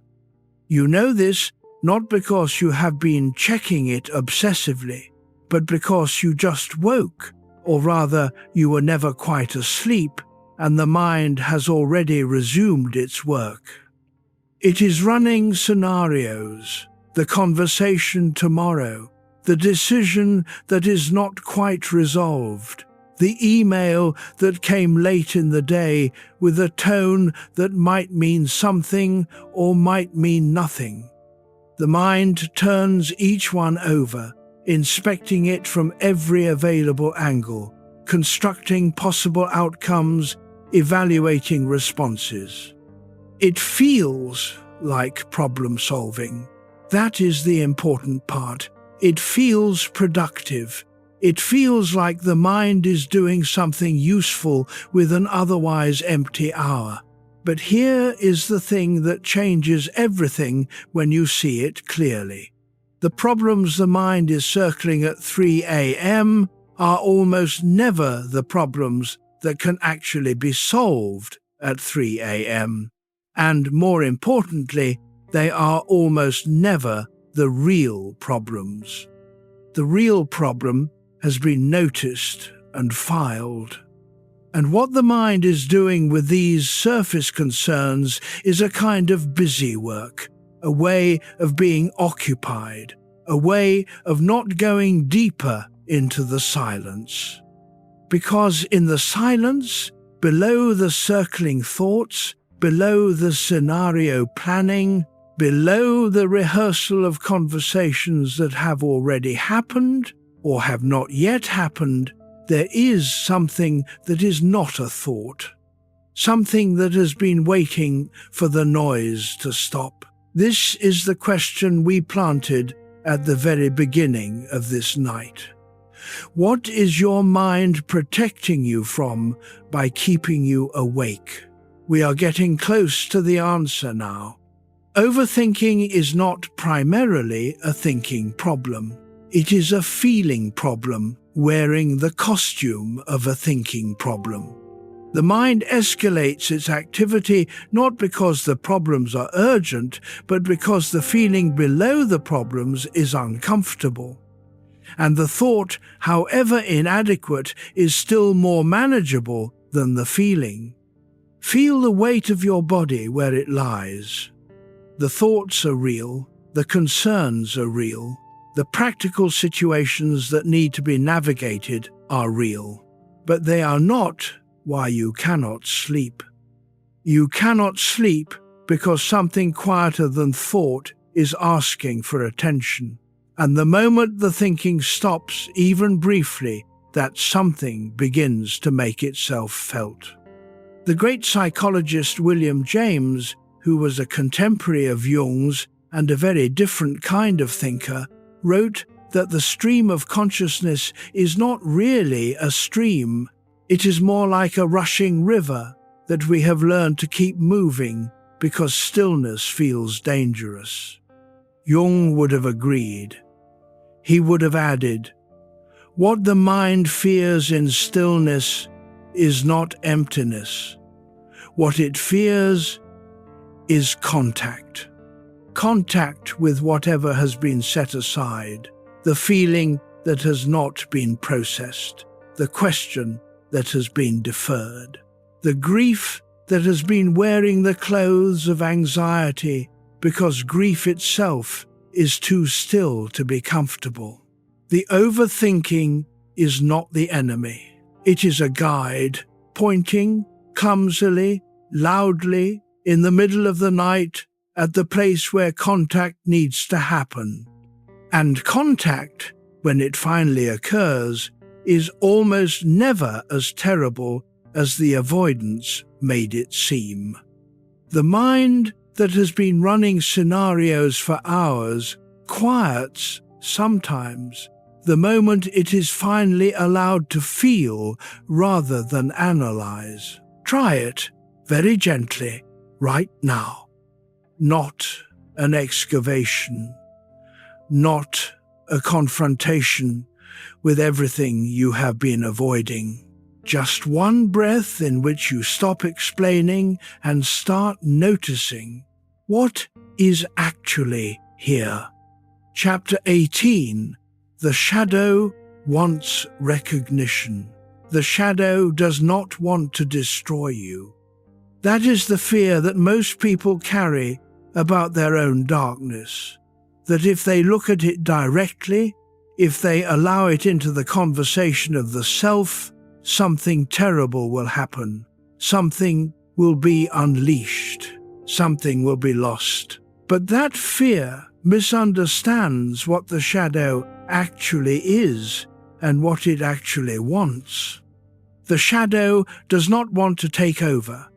It does not want to overturn the work of a lifetime, demolish the relationships you have built, undo the values you hold. It wants, in the most basic sense, to be acknowledged. It is like a person who has been kept waiting in the hallway for a very long time, not allowed into the room, not consulted, not introduced. Every time the door opens and someone looks out, the shadow is quickly turned away. Not you, not now, not here. And the waiting makes it restless. The shadow's behavior, when it is continually denied, can become unpredictable. It leaks out in strange places, in the sudden irrational rage, in the envy that arrives without context, in the behavior after a drink or two when the guard is lowered. But this is not malice. It is the behavior of something that has been excluded from its own home. When the shadow is finally invited into the room, not given unlimited authority, not allowed to redesign everything, but simply acknowledged, introduced, allowed to be present, something in the system relaxes. The leaking stops. Or rather, it diminishes. The energy that was being spent on keeping the shadow in the hallway becomes available for other things. This is what Jung meant by shadow integration. Not becoming a different person. Not accepting every impulse or abandoning every value, but recognizing that the qualities you have most firmly rejected, the anger, the need, the ambition, the fear, the grief, whatever form your personal shadow has taken, are yours. They belong to you. They are part of the full human being you are. And that belonging is the beginning of integration. Here is where this becomes concrete. Think of a quality in yourself that you genuinely dislike. Not a behavior you are trying to change for practical reasons. A quality that carries some shame, some wish that it were not there. Sit with it for a moment without trying to change it. Just notice, it is there. It has been there for a long time. It is part of the territory. What would it feel like to say, this is part of me, not all of me, but part, not with pride, not with defeat, just with honesty. That honesty is the handshake, the beginning of the introduction. And from that beginning, the shadow, recognized, no longer needing to be kept secret, can gradually become something more useful than it ever was in the hallway. It can become the part of you that understands struggle from the inside, that recognizes complexity without flinching.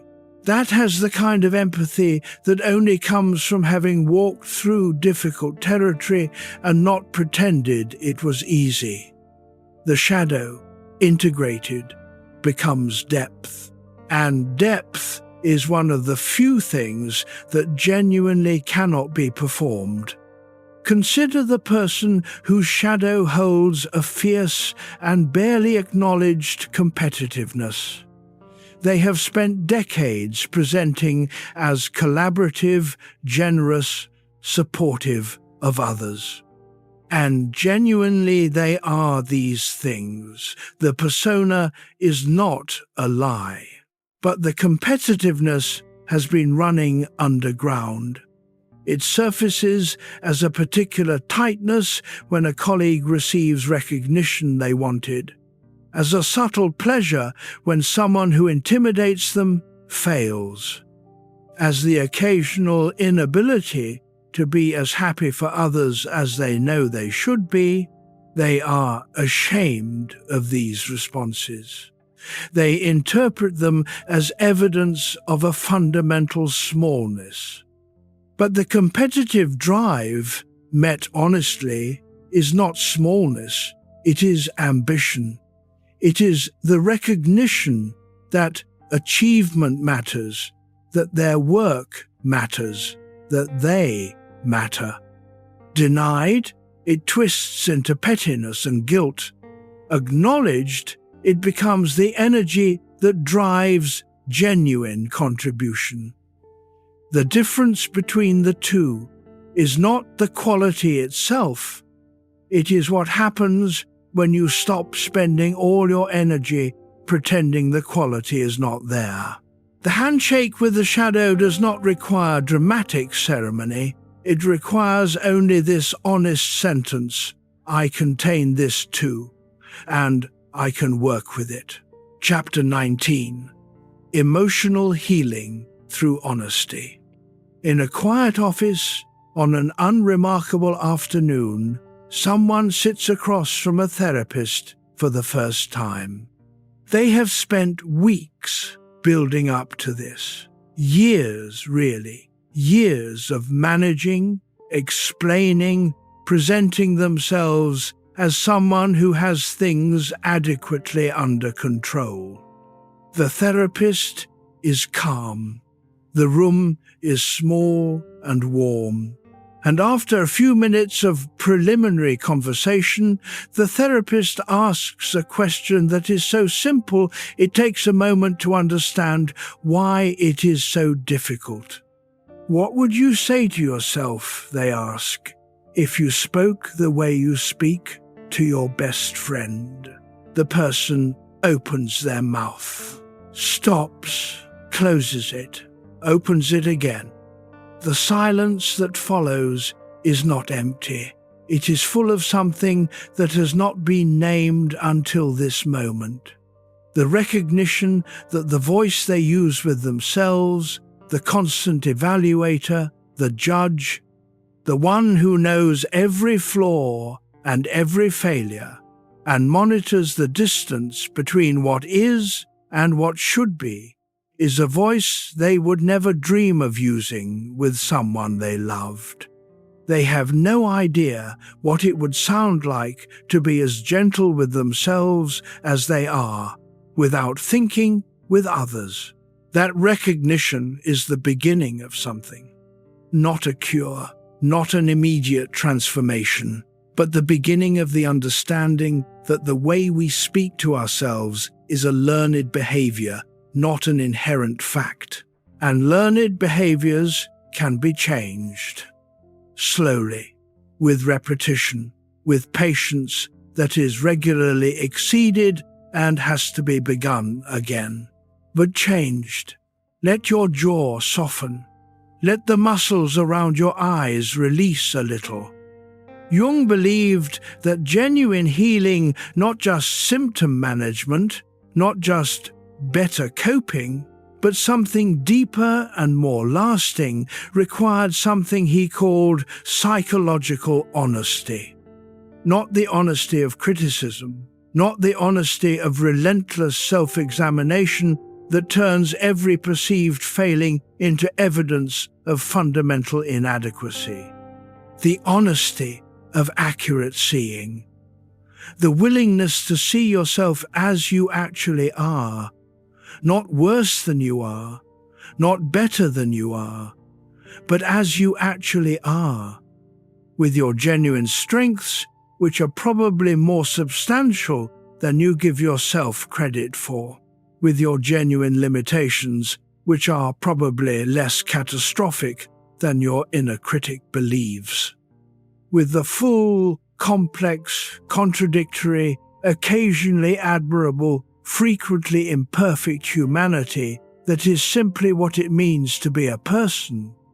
That accurate seeing is itself a form of healing, because most of what keeps people stuck is not their actual situation.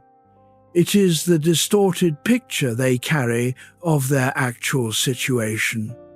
The distortion that makes the strengths invisible and the limitations enormous. The distortion that tells them they are uniquely broken when they are, in fact, simply human. And honesty, the kind that can look at the full picture and say, yes, this too, and this too, and this too, is what begins to correct the distortion.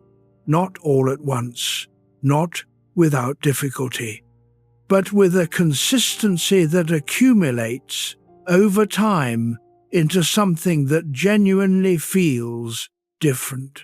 Something that feels like, if not peace exactly, then the ground from which peace might eventually grow.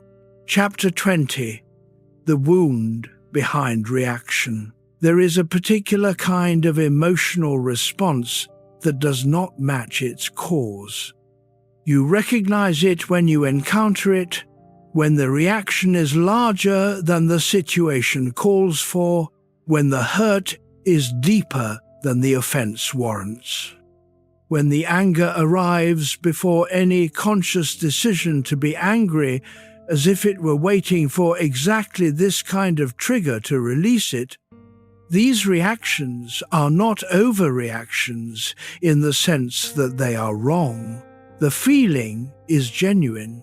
The pain is real. But the source of the pain is not entirely the present situation. The present situation opened a door. Behind that door is something much older.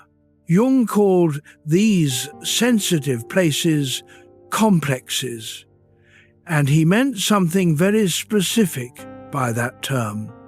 A complex is a cluster of feelings, memories, beliefs, and expectations that has organized itself over time around an emotional core.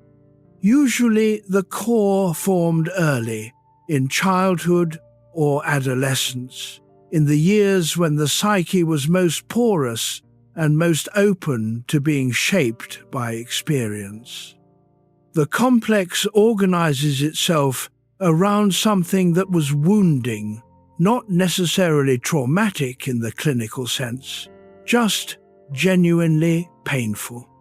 A repeated experience of feeling inadequate or unloved or unsafe or invisible or overwhelmingly responsible for things a child should not have been responsible for. Over time, the complex develops a kind of autonomy. It becomes its own structure within the psyche, with its own characteristic feelings, its own particular sensitivities, its own patterns of reaction. And when the present moment contains something that even faintly resembles the original wound, when a tone of voice or a type of situation or a particular kind of person activates the complex, the response comes not from the adult who is present in the room, but from the part of the psyche organized around that old wound. The adult reacts, but the wound is the one responding. This is why certain situations that should be manageable feel unbearable.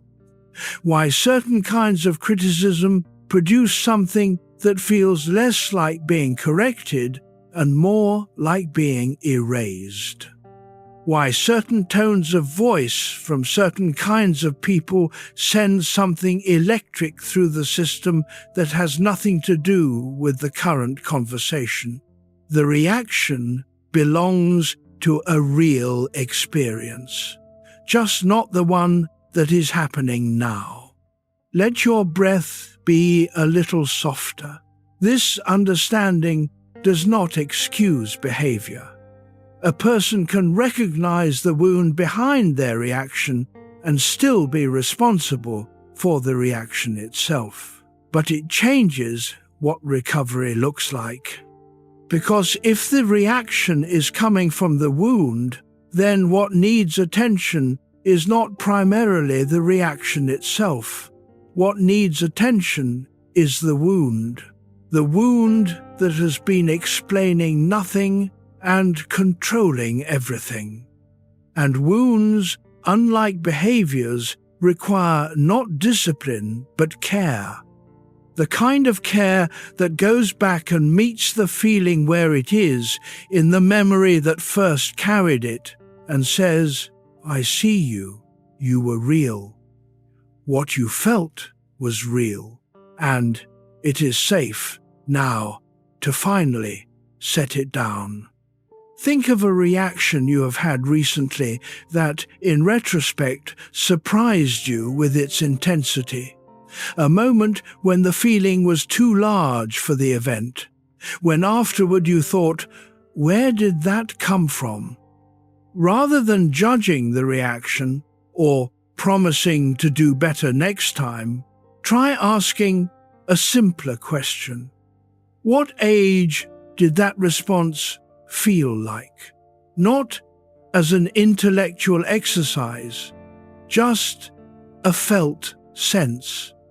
Was there something in the quality of the feeling, the smallness of it, the helplessness, the particular flavor of the hurt that felt younger than the adult who was supposedly in the room?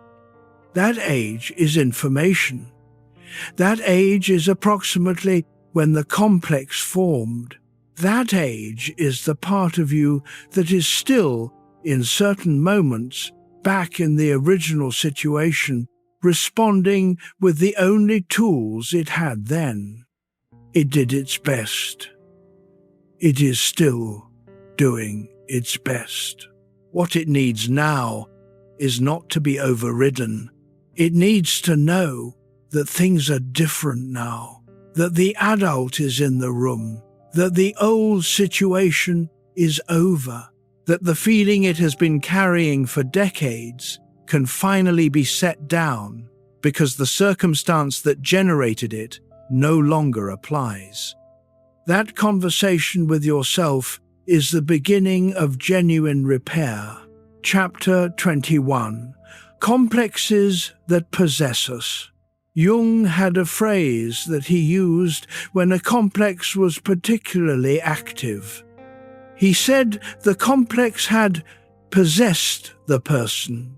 This was not mystical language. It was precise psychological description.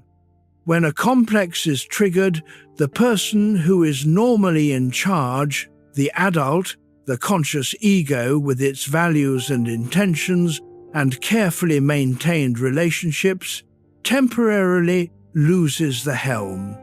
The complex moves into the center, and for however long the possession lasts, the person is not quite themselves.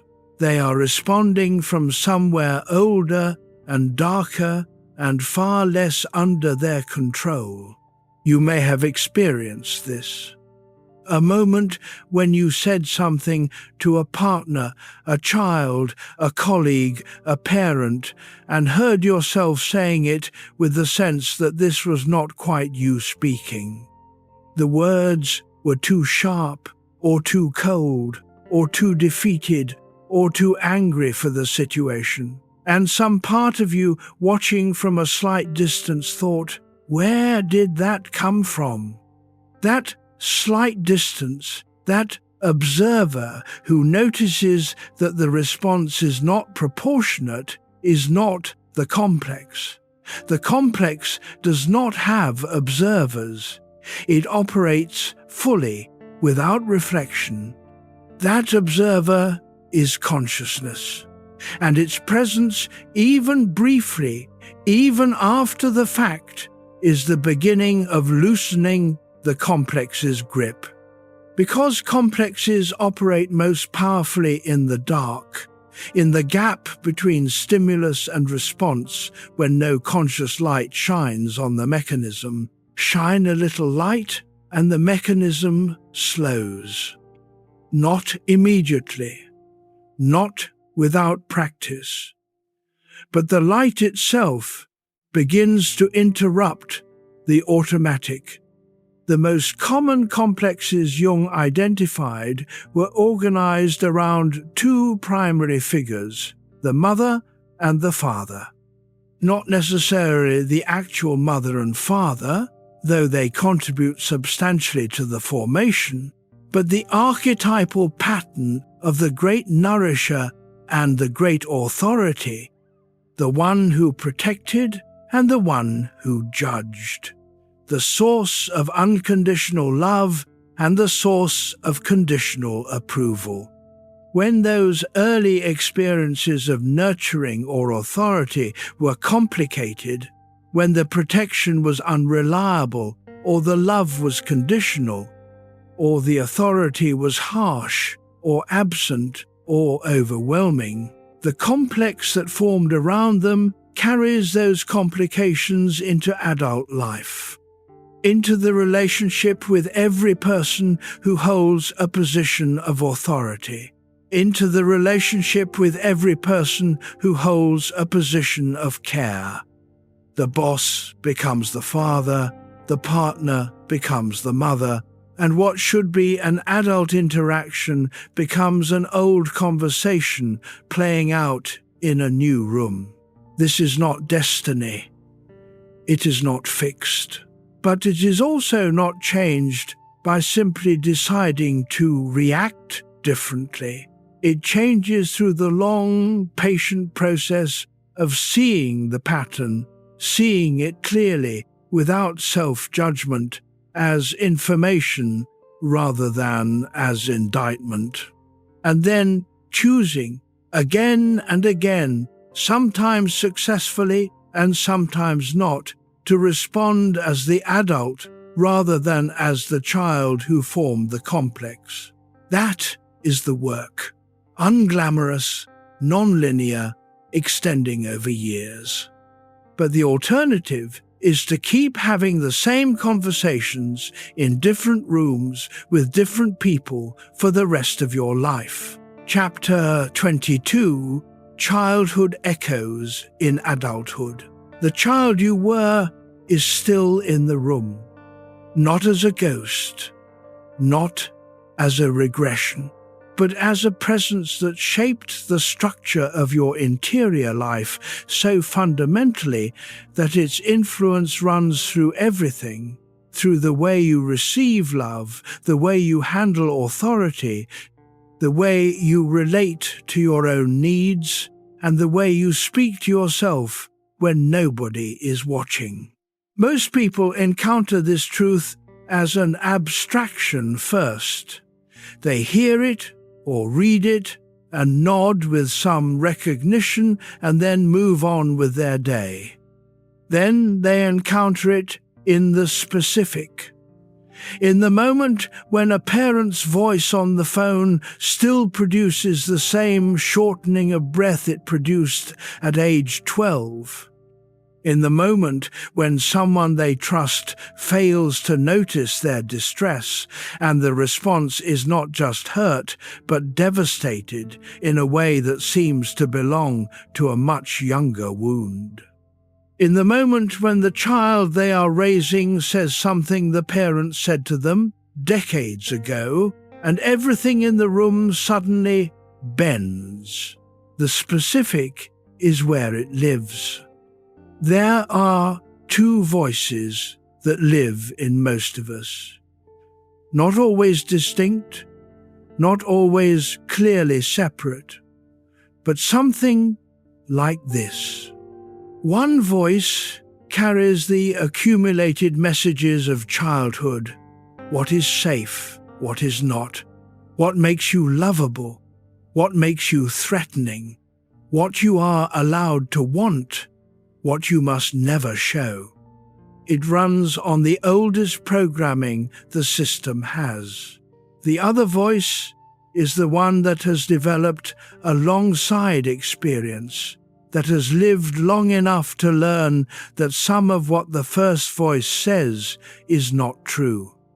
That has encountered evidence that contradicts the early programming, that is, however unevenly, growing. The two voices do not usually speak at the same time, but they both have access to the controls, and which one is running you in any given moment depends on how activated you are, how much stress you are carrying, how close the situation is to the original wound. Jung believed that the goal of psychological development was not to silence the childhood voice. That would be impossible, and it would also waste something valuable. The childhood voice carries genuine wisdom alongside its distortions. It carries the animal intelligence of the earliest years, the sensitivity to danger, the hunger for connection, the capacity for genuine wonder that often diminishes as the adult machinery becomes more elaborate. The goal is not silence, but integration. The adult voice increasingly holds the floor, makes the decisions, evaluates the incoming data with the tools of a developed person. And the childhood voice, rather than operating covertly, rather than hijacking the system when the adult is not watching, is acknowledged, given a seat, heard in the way that a feeling can be heard without being obeyed. I hear that you are afraid. I hear that this situation feels like the old situation. I am going to handle this differently than we handled it then. That is not a therapeutic exercise. It is the internal conversation that happens, usually without language, whenever a person responds to a difficult situation with more grace than their history would predict. It is possible. It is also never finished. But every time it happens, even partially, the echo quiets a little, and the adult stands a little more solidly in their own life. Jung had a patient, he described the case, without identifying details, who had spent decades in a career chosen to please his father. Not a bad career, a solid one, by every objective measure. He had done good work. He had been competent and reliable, but in his mid-50s, he began to experience what he could only describe as a kind of inner falling, not a breakdown, a slow collapse of something he had been holding upright for 30 years. What emerged in the work with Jung was a pattern that was immediately recognizable. The father had been demanding. The son had responded by becoming exactly what was demanded. And somewhere in that long project of becoming what was required, the son had stopped consulting himself about what he actually wanted. By the time he sat across from Jung, he was not sure he knew what that was. That not knowing was not the problem. It was the beginning of the solution, because the not knowing was honest. And the honesty, after 30 years of a performed certainty about who he was and what he wanted, felt like the first fresh air he had breathed in a very long time. The childhood echo had run so long and so silently that he had stopped hearing it as an echo. He had mistaken the programming for himself. The recovery was not quick. It did not produce a dramatic reinvention. It produced something quieter and more durable, a gradual return to his own voice, a slowly increasing ability to notice what he actually felt about things, rather than immediately translating the feeling into what was expected. That is what the quieting echo gives back to you, yourself. One honest moment at a time.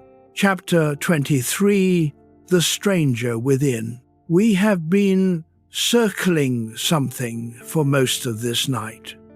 Not avoiding it. Approaching it from different angles. Building the vocabulary. Clearing enough space for it to be seen properly. Now we are close enough to name it. There is a part of you that you do not know. Not the shadow exactly, though the shadow is one of its territories. Not the persona's opposite, though the stranger and the persona are in permanent, mostly silent dialogue. Something more fundamental than either of those. Jung called it the self, capital S, to distinguish it from the ego, the small self, the lantern bearer in the one lit room.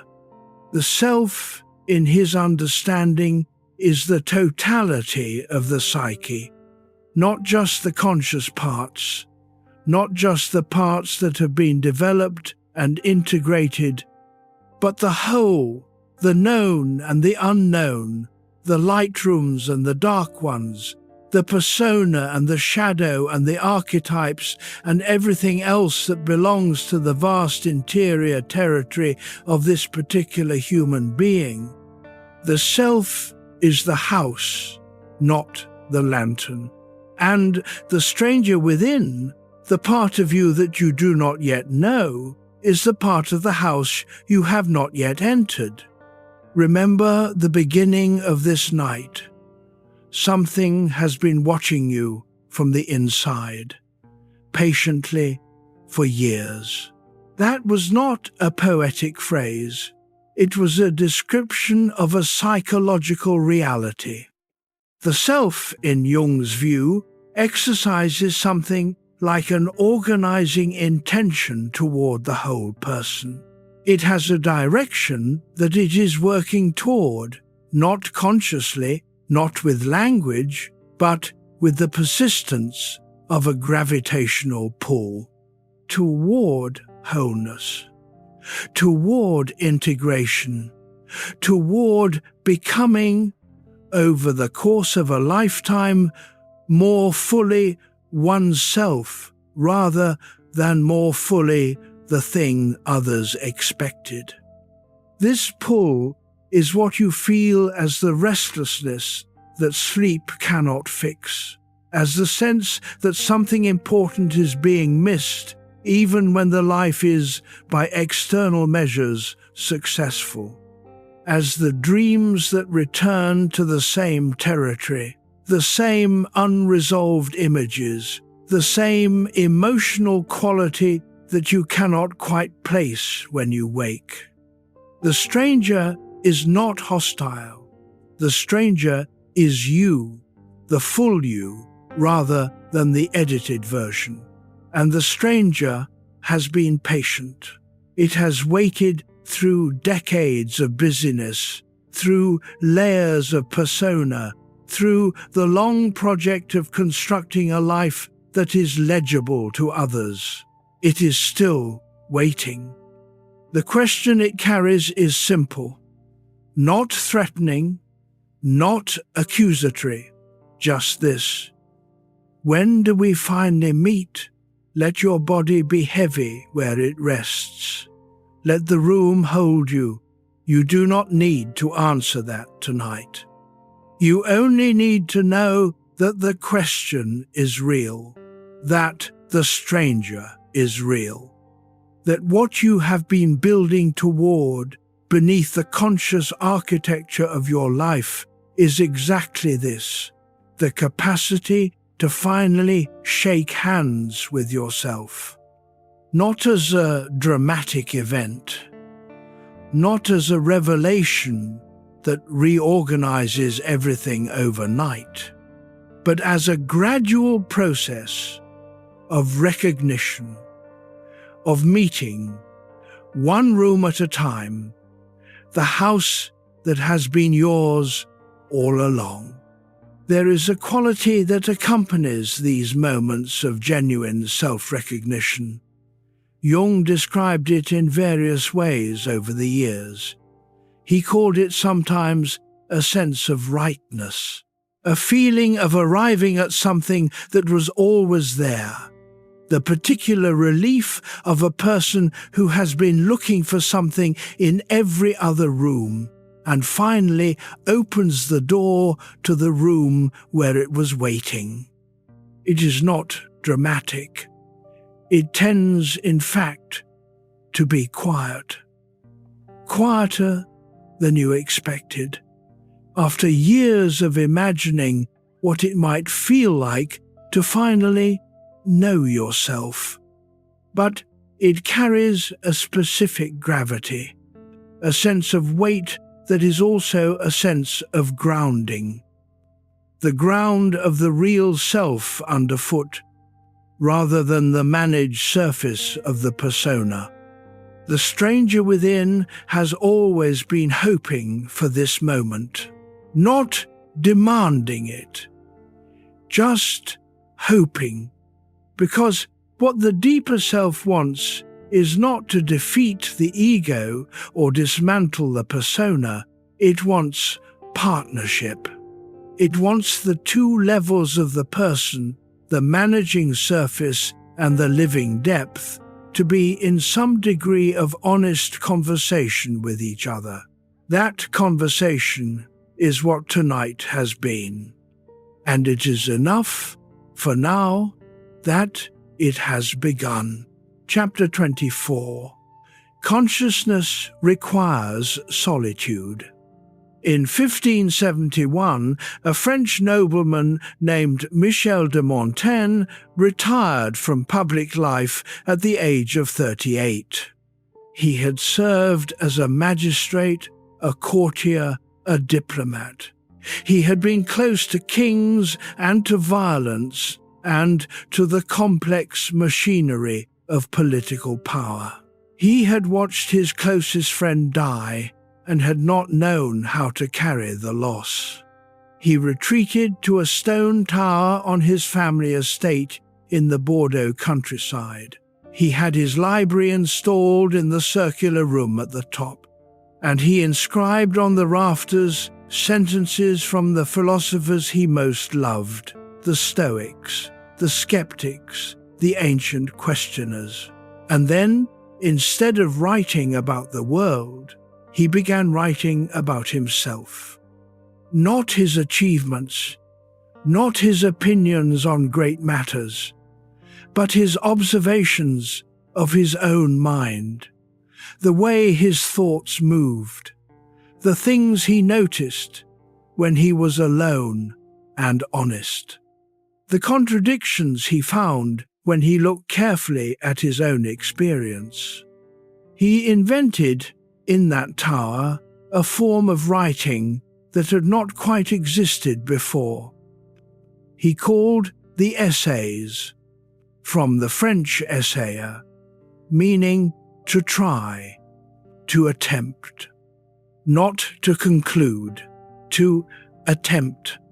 He wrote about fear, about cruelty, about experience, about the management of will, about conversation and solitude, and the strange, inconsistent, always surprising nature of the self.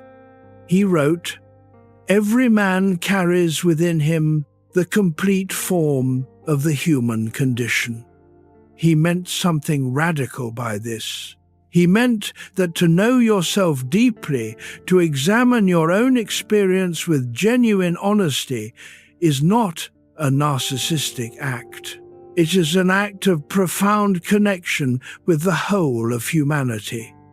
Because what you find in yourself, if you look honestly, is not unique to you. It is human. It is the thing everyone else is also carrying in their own particular form. This is what solitude makes possible, not isolation. Solitude is not the same as loneliness. Loneliness is the painful experience of being without the connection you need. Solitude is the chosen space of being with yourself without the mediating presence of others. In solitude, the persona has no audience. The performance has no stage. What remains is whatever is actually there. And what is there is often much more interesting and much more honest and much more the actual material of a life than what is visible in the daily performance. Feel the air in the room around you.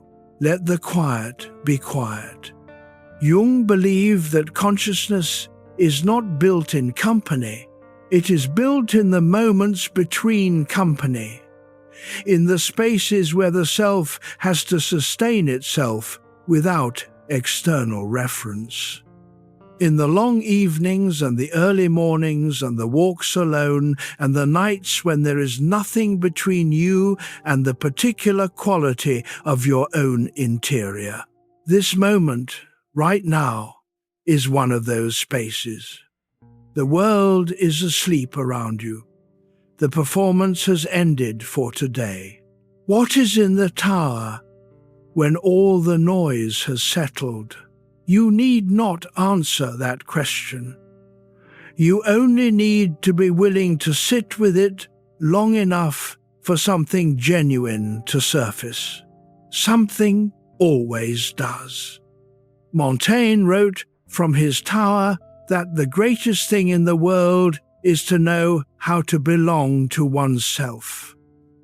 He was describing something specific, not selfishness, not withdrawal from the world, but the development of a relationship with your own interior that is deep enough to sustain you when the external structures, the roles, the relationships, the daily routines that organize most of a life temporarily fall away. Most people discover, usually in middle age or later, that they never quite developed that relationship. They were so thoroughly oriented toward the external, toward accomplishment, toward the management of relationships, toward the meeting of obligations, that the interior remained largely unexplored. And then, when circumstances change, when the children leave, when the career shifts, when the health turns, when the loss arrives, the interior that was always there becomes suddenly, sometimes overwhelmingly, present. The people who have spent some time in the tower, even occasionally, even briefly, are better prepared for these moments. Not immune to their difficulty, but not entirely unprepared either, because they have already learned that what is in the tower is survivable, that the self, encountered honestly in solitude, does not collapse, that what awaits in the quiet is not nothing or worse than nothing. It is simply the truth of who you are, and that truth, however complicated, is the most solid ground available to you. Chapter 25: Loneliness and Individuation. There is a particular kind of loneliness that accompanies genuine growth, not the loneliness of social isolation, the absence of people, the lack of community. That kind is painful but addressable. You find people, you build connections, you return from the outside what has been missing. The other kind is harder to address because it is not caused by the absence of others. It can happen in the middle of a full life, surrounded by people who care about you. It is the loneliness of becoming, of being in a process of change that is happening in the interior at a pace that doesn't match the pace of the relationships around you, of finding that the person you are becoming no longer quite fits the person others have organized their expectations around, of growing into something that cannot be fully explained to anyone who is not in the middle of the same kind of growing. Jung called the process of becoming fully oneself individuation.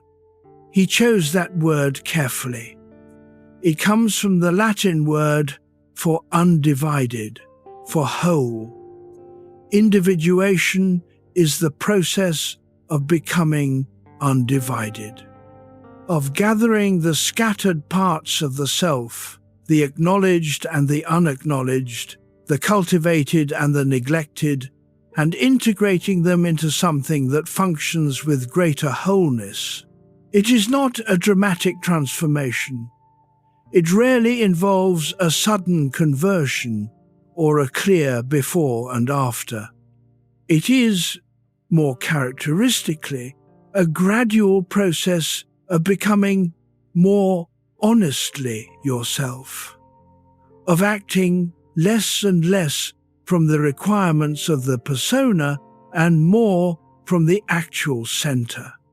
Of trading performs certainty for genuine engagement with complexity.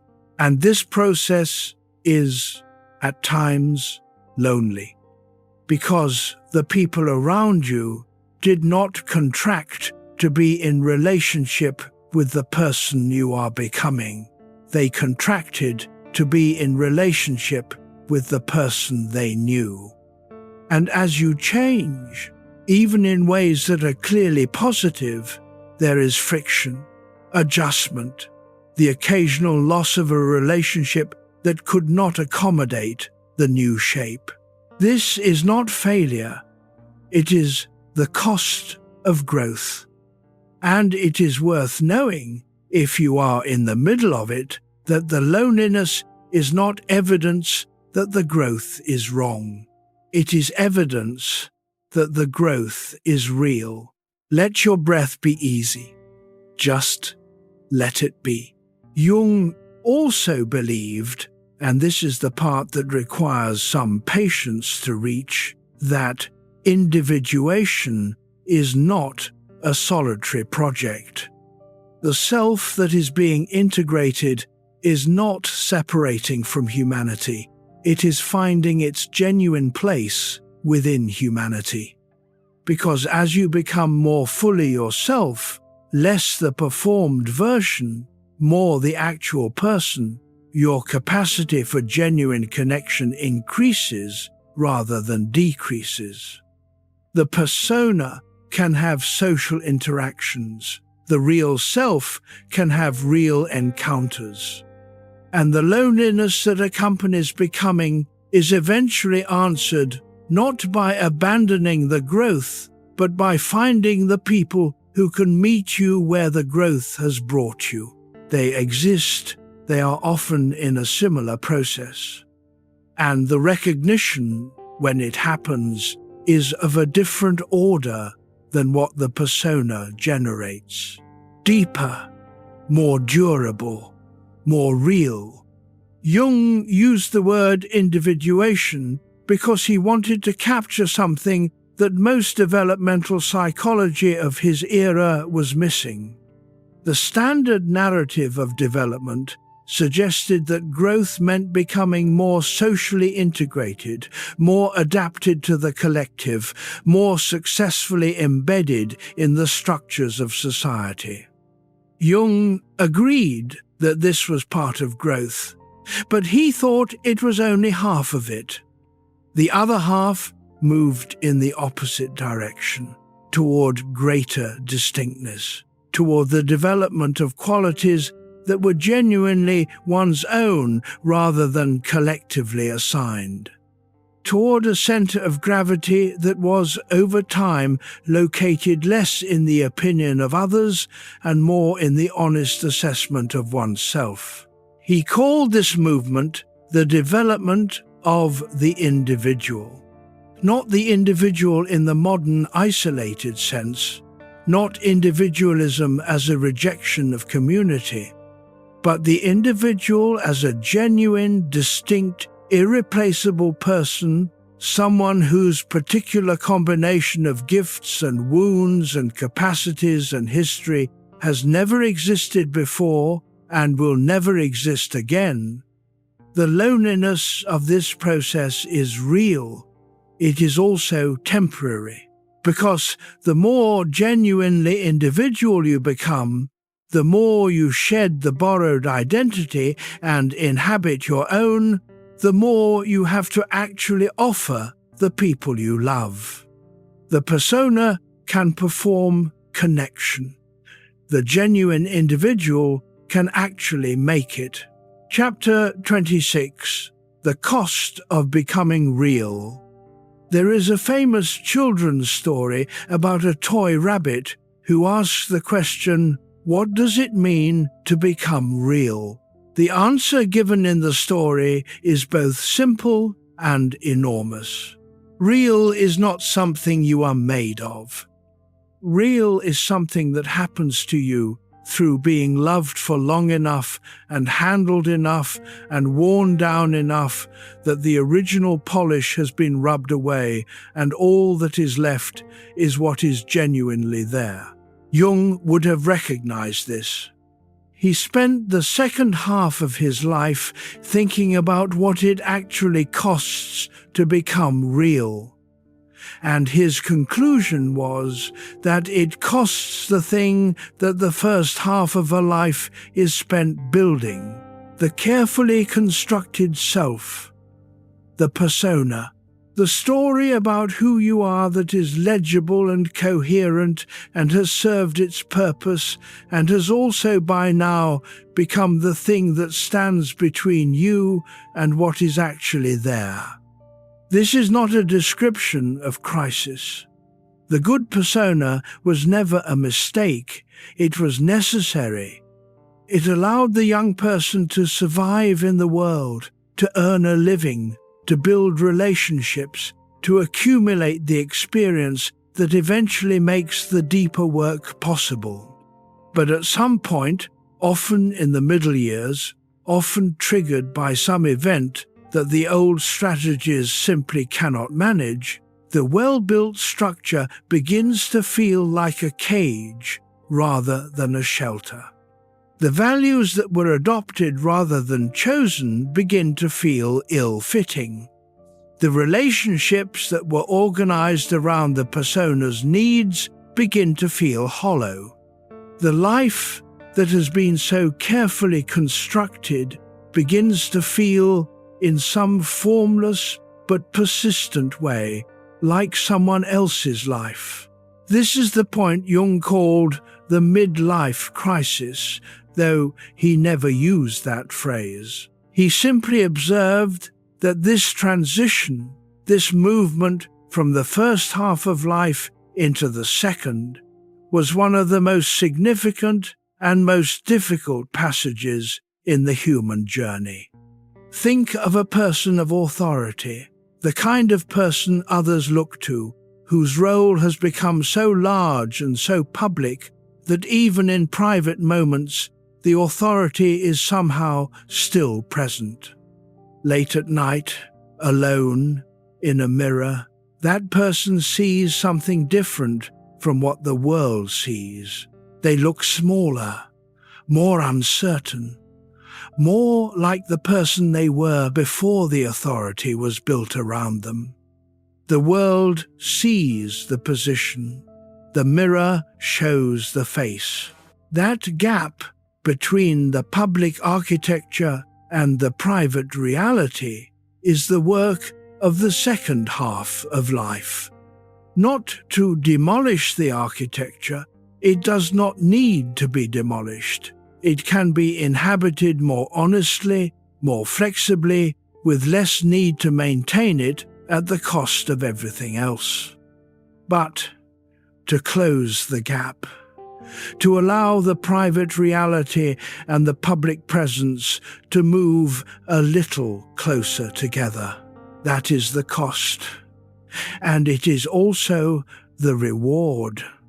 Because a life lived with less distance between what is performed and what is real is a lighter life. Not necessarily easier, but lighter. The weight you have been carrying is not the life itself. It is the effort of managing the gap. There is a moment that arrives for many people in the second half of life, not announced, not scheduled. It arrives in a quiet hour, when the defenses are temporarily down and the performing self is not quite on duty. A thought surfaces, something like, "I have been working very hard at being a particular kind of person. Not a bad kind of person, not a dishonest one, just a managed one. A carefully curated version of themselves that has been assembled over decades in response to what was required." And in that moment, the thought continues. What would it feel like to work a little less hard at that, to allow a version of themselves that is less polished, less consistent, more capable of saying, "I don't know," or "I was wrong," or "I'm struggling with this." The answer, when they dare to find out, is almost always the same. It feels like relief. Not the relief of having solved a problem, the relief of having set down a weight that you had been carrying for so long that you forgot it was not part of your body. The real self is not heavier than the performed self. It is lighter, because it does not require constant maintenance. It does not need to be consistent in the way a performance needs to be consistent. It only needs to be true. And truth, however complicated, carries its own lightness. The gap can be closed, not all at once, but one honest moment at a time. Chapter 27, Inner Peace and Integration. People sometimes come to Jungian psychology expecting to find peace, and they do, eventually, but rarely in the form they expected. They expected peace to look like quietness, like the resolution of the conflicts they have been carrying, like the arrival, finally, of a stable inner state that does not require constant maintenance. What they find is something more dynamic than that. Jung's understanding of inner peace was not the peace of stillness. It was the peace of integration, of a system in which the various parts are in genuine dialogue with each other rather than at war. The ego and the shadow, not enemies but counterweights. The persona and the true self, not opposing forces but different registers of the same person. The conscious and the unconscious, not adversaries but partners in an ongoing conversation. Peace, in this understanding, is not the absence of complexity. It is complexity that has been organized honestly, not forced into false simplicity, not pretended into tidiness, but held with enough self-understanding that it no longer needs to be managed by constant vigilance. The word Jung used for this kind of integration was wholeness, not perfection. He was emphatic about that. The goal is not to become someone without shadow, without complex, without wound. That would not be wholeness. It would be a more elaborate version of the same performance. The goal is to become someone who has looked honestly at the full picture, the beautiful parts and the difficult parts, the achievements and the failures, the strengths and the limitations, and is no longer spending enormous energy trying to hide half of it from themselves. Let your breathing slow a little. Let the next breath come in its own time. This is the inner peace that becomes available through the Jungian process, not a destination, not a permanent state you arrive at and then maintain.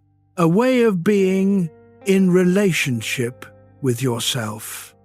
The way a person might be in relationship with a difficult but genuinely loved person, with patience, with realistic expectations, without requiring them to be other than they are, while still hoping for their growth. Most people relate to themselves with less generosity than they would extend to any friend they care about.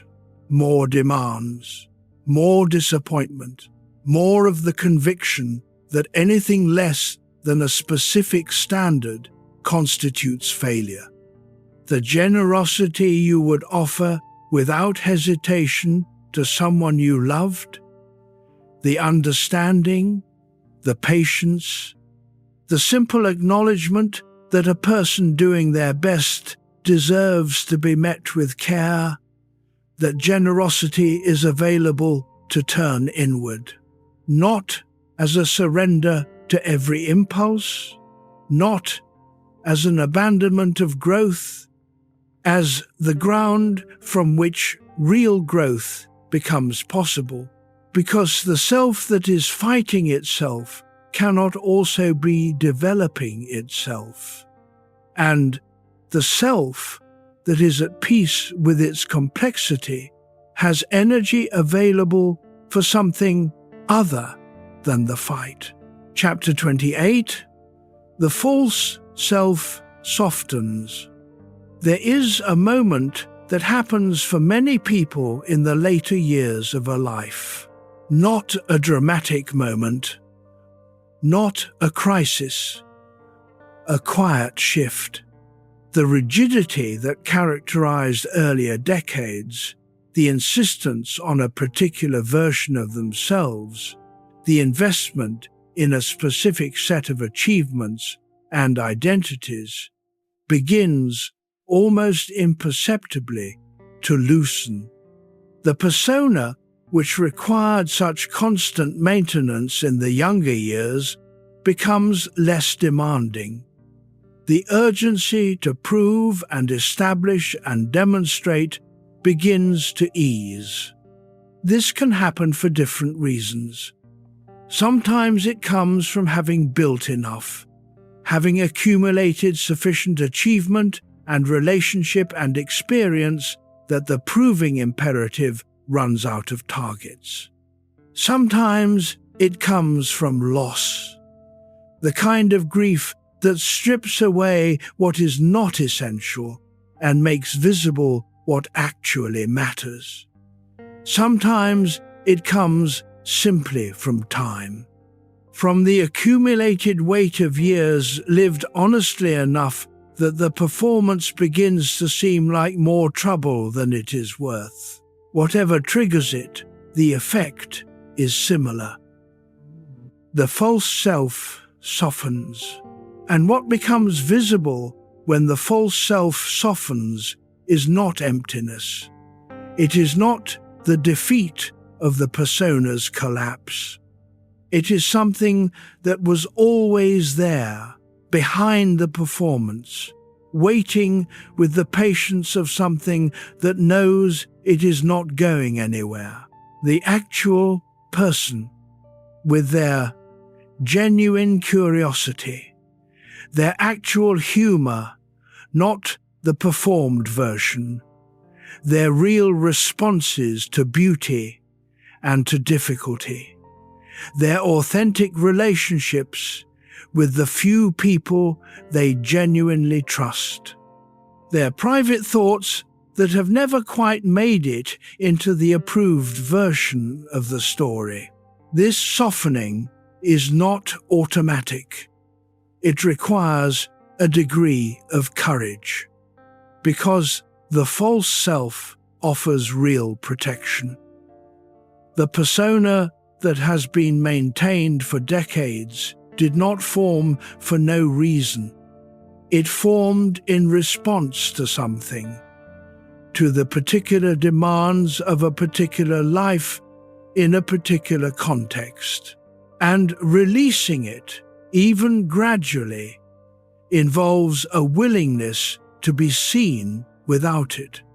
That vulnerability, the willingness to be seen as you actually are, rather than as you have arranged to appear, is not weakness.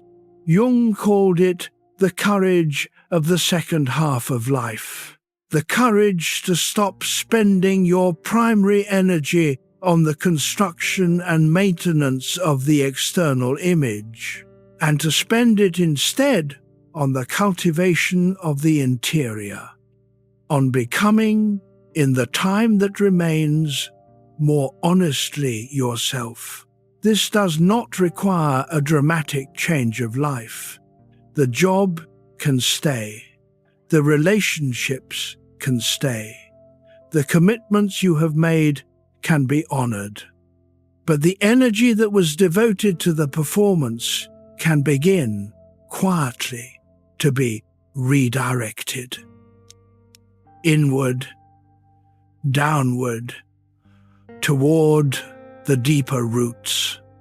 And what grows from the deeper roots is not more impressive than what grew before, but it is more real, and real, in the end, is the only thing that lasts. There is a particular comfort in the stories of people who made this transition late, who spent the first 60 years building the external and the final 20 discovering the internal. Who would say, when asked about it, that they wished they had begun sooner, but who also would say that perhaps they needed all those years of building before they were ready to begin the other work? Maybe the sequence is not wrong.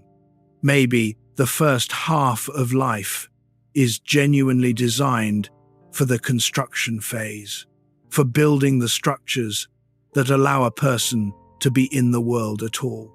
The career, the family, the accumulated practical wisdom of how to navigate a complex social world. And maybe the second half is genuinely designed for something different, for the gradual dismantling of what was constructed for show and the discovery of what remains when the show is over. Not everyone enters the second phase. Some people maintain the performance until the end, with increasing rigidity and increasing cost. But those who do enter it, who allow the false self to soften, who turn toward the deeper roots rather than away from them, tend to describe something that is harder to name than happiness. Something like finally being in my own life. That is what the softening offers. Not a new life, this life, finally, genuinely inhabiting it. Chapter 29. Mental Health and Wholeness. Modern psychology has a particular relationship with the idea of mental health. It tends to define it by the absence of dysfunction. You are mentally healthy when you are not experiencing the symptoms of a recognized disorder, when your functioning is adequate, when you are able to work and maintain relationships and navigate the basic demands of daily life. This is a useful definition. It serves practical purposes. It helps identify when intervention is needed and what form it should take. But Jung had a different definition, or rather, a different aspiration. He thought of psychological health not primarily as the absence of dysfunction, but as the presence of wholeness. As the degree to which a person had made contact with the full range of what they were, including the parts that do not function well, including the parts that cause trouble, including the shadow, this is a more demanding definition. By this standard, many people who are technically functioning well are not psychologically healthy in any deep sense. They are managing. They are compensating skillfully. They are running the software of daily life without crashing. But they are not well in the sense of whole. There is a distinction worth making here. Jung was not romanticizing suffering. He was not suggesting that dysfunction is somehow more authentic than function, or that people who are in genuine distress are psychologically healthier than people who are not. He was suggesting that the goal of psychological development is not simply to eliminate symptoms. It is to build a self that is large enough and honest enough to hold its own complexity, including its difficult parts, without needing to hide, suppress, or project them. A person can be symptom-free and still be running from half of themselves. And that running, even when managed skillfully, has a cost that accumulates over time. Let the weight of your body settle. Let the room be still. What would it mean to be psychologically healthy in Jung's sense? It would mean being able to hold contradictions without resolving them prematurely into false simplicity. To know yourself as capable of both generosity and selfishness, and to work with both of those realities rather than denying one. To acknowledge your history without being entirely defined by it. To have wounds that have been met with enough honesty that they inform you without ruling you. To be imperfect, and to be genuinely okay with that. Not in the shallow sense of nobody's perfect, but in the deeper sense of having stood in your own imperfection and not been destroyed by it. This kind of health does not arrive as a destination. It is the ongoing condition of someone who is committed to the direction, who is moving, however unevenly, toward greater honesty with themselves, and who has decided that the effort of that movement is worth more than the comfort of the alternative. Jung believed that most of the patients who came to him were not, in any clinical sense, mentally ill. They were people living too narrow a life for the full scope of what they were. People who had adapted so thoroughly to external requirements that the genuine breadth of their interior was simply not being used. He compared it to living in one room of a large house. The room was comfortable. The room was familiar. Everything necessary for daily function was within reach. But the rest of the house was there, with its other qualities, its other spaces, its other weather. And the accumulated cost of living in one room when you have a whole house is not dramatic. It is not a crisis, usually. It is just a slow, persistent sense of insufficiency that has no clear source and no obvious remedy. Because the remedy is not to change the room, the remedy is to open more doors. Psychological wholeness, in Jung's sense, is simply more of yourself being available to you, more of your genuine capacity for feeling, for thinking, for relating, for creating. Less of it locked away in the rooms you never visit. That availability is health, and it grows one honest encounter at a time. Chapter 30. The Psyche Seeks Balance. Jung observed something in his patients that he eventually organized into one of his central principles. He called it compensation. The psyche, he noticed, does not simply execute whatever the conscious ego decides. It operates at every level with a kind of balancing intelligence. When consciousness moves strongly in one direction, the unconscious tends to generate pressure in the opposite direction. Push too hard towards certainty, and the unconscious begins to generate doubt. Identify too completely with strength, and the shadow fills with vulnerability. embrace optimism with such completeness that there is no room for acknowledged pessimism, and the pessimism does not disappear, it goes underground and emerges as passive self-sabotage. The psyche always seeks balance. When balance is available consciously, when a person can hold opposing qualities with some degree of integration, the balancing happens in a way that is manageable and even useful.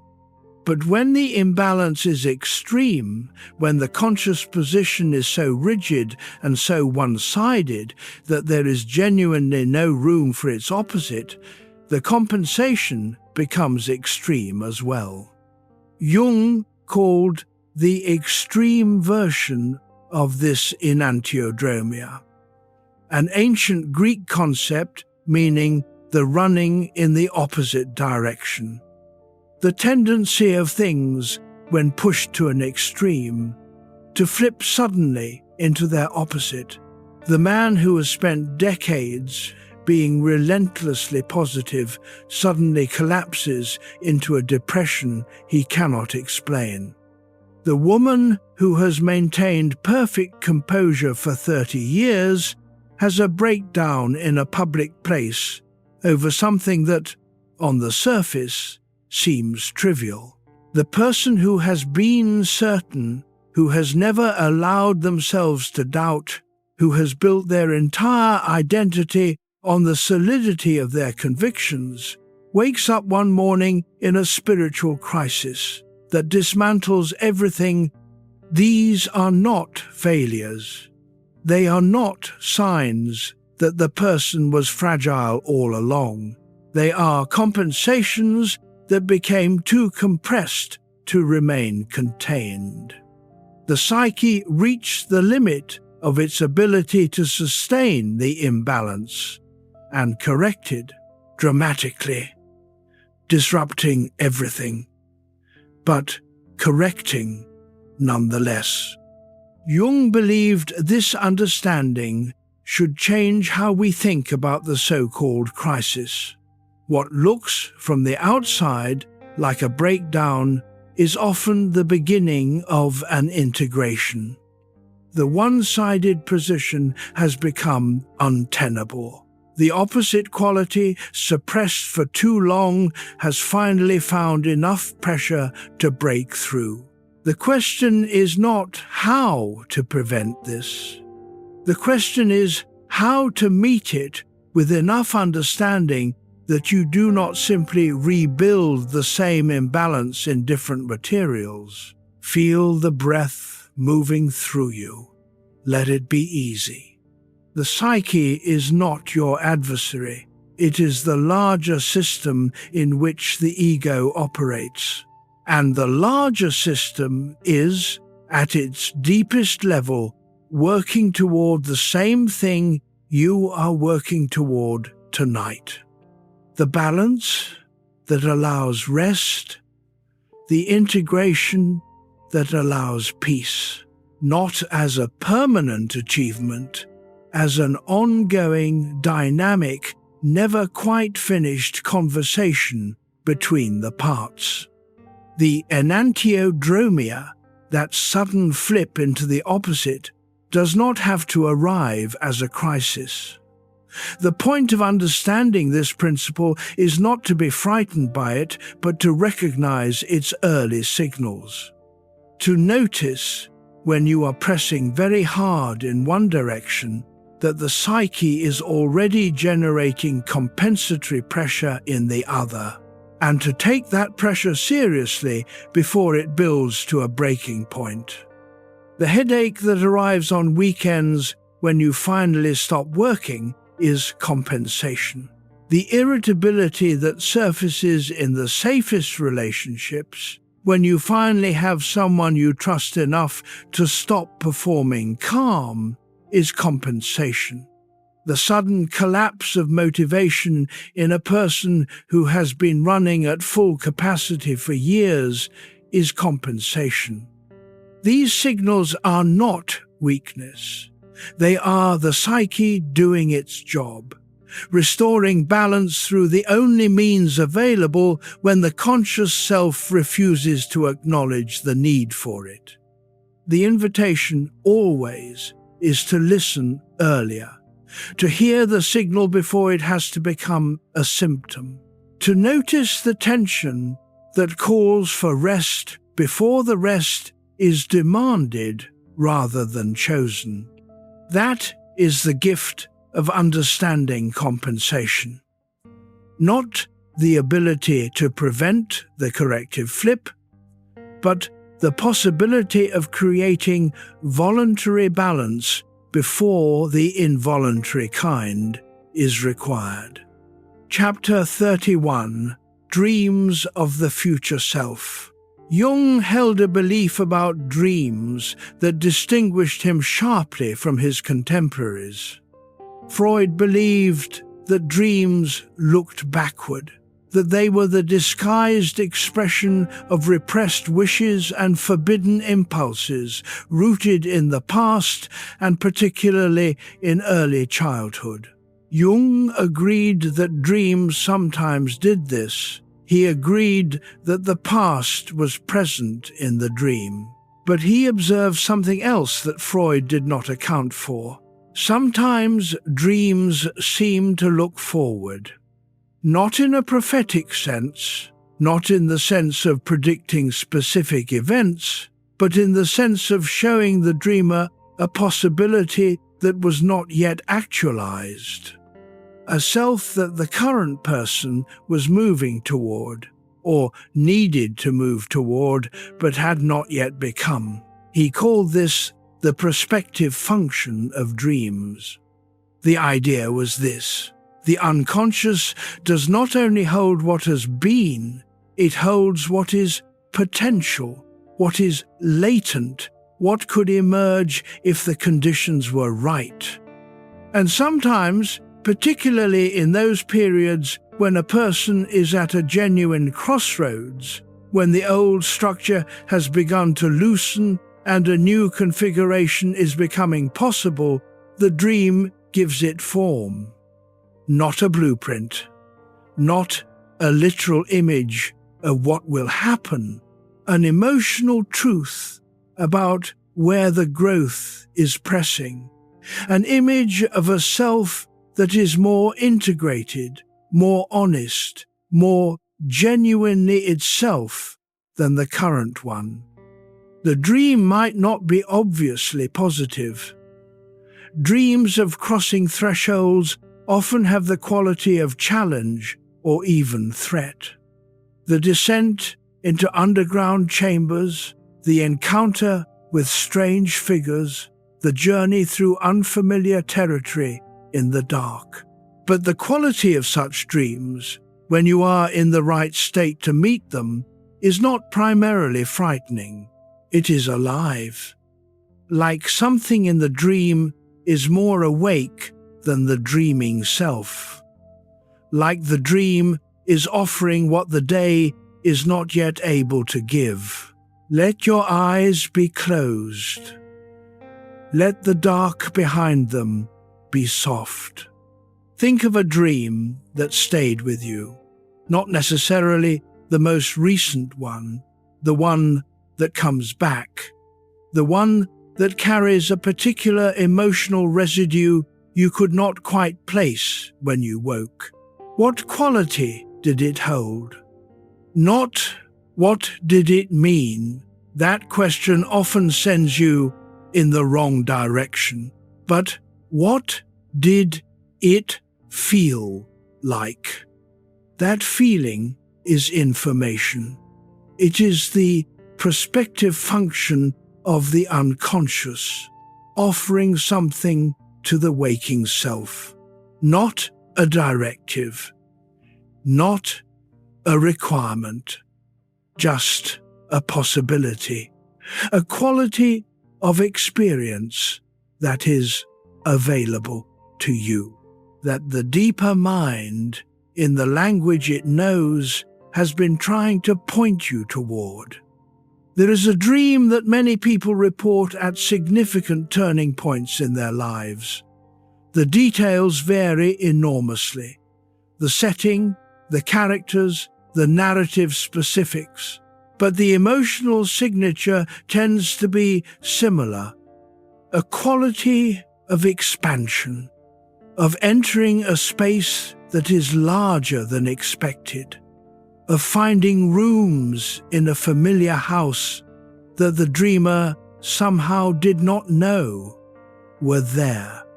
Jung saw this dream as one of the clearest expressions of the prospective function, the unconscious rendering, in spatial terms, the psychological possibility that is beginning to open. The message being, there is more here than you have so far found. If you have ever had a dream like that, the house with the unexpected room, the door that opens onto something larger than what was on the other side of the wall, it is worth pausing to notice what you found there. Not literally, symbolically. What quality inhabited that expanded space? What aspect of your life right now might correspond to the as yet unexplored room? That correspondence is not coincidence. The dreaming mind does not have accidents. It is the self, speaking in the only language it has, pointing toward what is ready to become real. Chapter 32. Archetypes in daily life. The archetypes do not live only in myths and fairy tales. They live in the patterns of your daily experience, in the figures that appear in your dreams, in the roles you find yourself repeatedly playing, in the kinds of stories that move you beyond what logic can account for. The hero appears when someone faces a genuine challenge that requires moving into unfamiliar territory, leaving what is known, encountering what is difficult, and returning changed.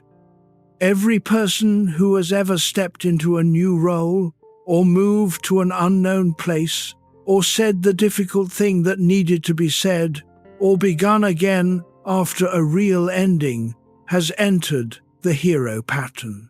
Not because they are special, because the pattern is universal, because the structure of that journey is encoded in the deep architecture of the human psyche. The Great Mother appears in any experience of primal nurturance or terrible engulfment, in the comfort of a meal cooked with care, in the overwhelming demands of a relationship that asks for more than can be given, in the earth itself, when you are close enough to it to feel that you are being held rather than standing on a surface. The trickster appears when what was solid and reliable suddenly reveals itself to be less stable than assumed, when the best-laid plans collapse in unexpected ways, when the most serious situation suddenly has an absurd dimension that makes the gravity of it impossible to maintain. The trickster does not respect the dignity of the ego. It is the principle of disruption in service of transformation. And the wise old one, the figure of accumulated wisdom, of experience that has been refined into something that can be offered to others, appears not only in the mentor figure you may have encountered in life, it appears in your own interior when you are quiet enough to access what you already know. You already know more than you believe you know. Not about the external world, about yourself, about what matters, about what you actually need, as distinct from what you have been told to want. The accumulated wisdom of your own life is not nothing. It is not the same as the wisdom of books or the wisdom of teachers, but it is real, and it has been earned. The wise old one in you knows things that the busy, performing, persona-maintaining self has been too occupied to consult. It knows, for instance, that the things you have been most afraid to look at are not as terrible as the looking away has made them seem. It knows that the life you are living, imperfect as it is, contains genuine moments of beauty that deserve to be registered as beautiful. It knows that you have survived everything that has happened to you so far, and it suspects, quietly, from the deep place where such things are held, that you will survive what comes next as well. The archetype of the hero carries a specific teaching about this. In every version of the hero's journey, and versions of it appear in virtually every culture's storytelling, there is a moment called the Road of Trials. The series of tests that the hero must face in the new territory they have entered. What matters about this stage is not whether the hero succeeds at every trial. They rarely do. They often fail badly. They often need help. They often need to return and try a different approach. What matters is that they continue. That is the teaching, not the achievement at the end of the trials. The continuing. Your life contains a version of this road. The particular series of difficulties and setbacks and recoveries that has characterized your specific history. And you are still here, still trying, still in some degree of honest contact with your own experience, as evidenced by the fact that you are spending this particular night sitting with these particular questions. That is the hero's journey at its most ordinary and most real. Not the dramatic version, the version that happens in ordinary rooms, in ordinary lives, over ordinary years. The continuing. That is what heroism actually looks like. Chapter 33. The Wise Old Voice. There is a voice that most people have access to and rarely consult.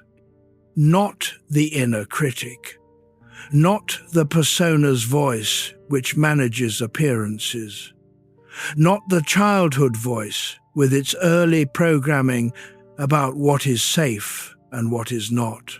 A quieter voice, one that tends to emerge in spaces like this one in the late hours when the performance has ended and the ordinary noise has finally settled.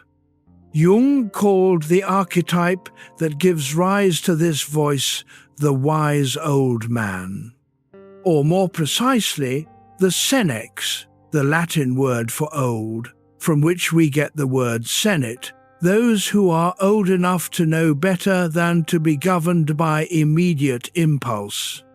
The archetype is not gendered, despite its traditional name. It appears in both men and women in different forms, always carrying the same essential quality. Accumulated experience that has been refined through suffering and reflection into something that can be offered without the ego's needing to be credited. This is the voice that speaks in those moments when you suddenly know something you did not consciously think through. When you sit with a friend who is in pain and something comes out of you that is exactly right and you could not have planned it. When you read a line from an old book and it lands somewhere specific in you, not as new information, but as recognition. This is what I already knew, in a language I did not have until now. When you act with a quality of patience or generosity that seems to come from somewhere deeper than your usual self, and afterward you think, where did that come from?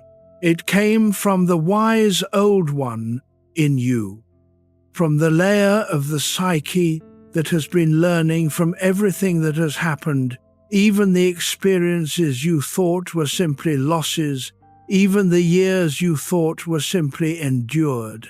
The learning was happening. It is always happening. The question is whether you create enough stillness to hear what it has been learning.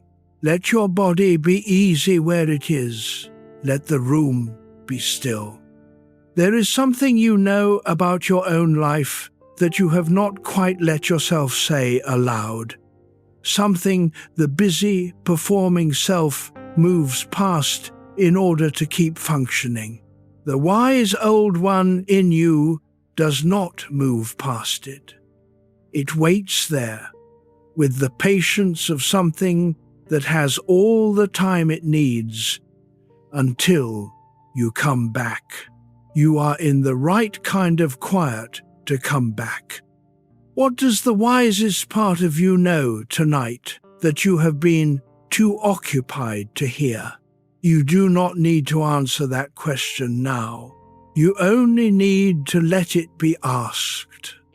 The wise voice that lives in you has been shaped by everything you have lived through, by the losses that did not defeat you, by the decisions you made and had to live with, by the relationships that taught you things about yourself you could not have learned any other way.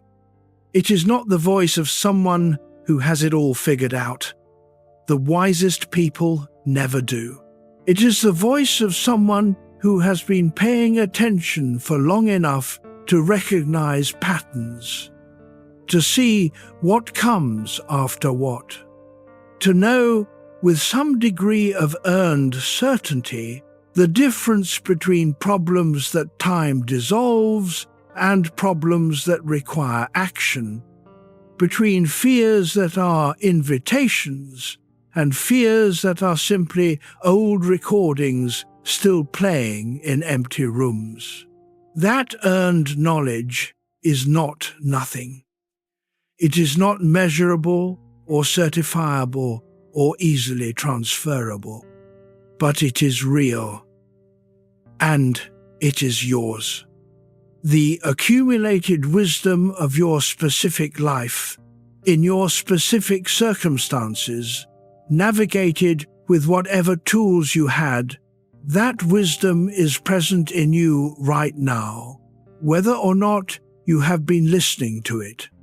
Tonight is a good night to listen, not to solve anything, not to reach any particular conclusion, just to hear what the wisest part of you has to say about the life you are actually living. It tends, in the end, to be simpler than expected and kinder. Chapter 34, The Anima and Animus. Of all Jung's concepts, the Anima and Animus are perhaps the most difficult to approach without prejudice.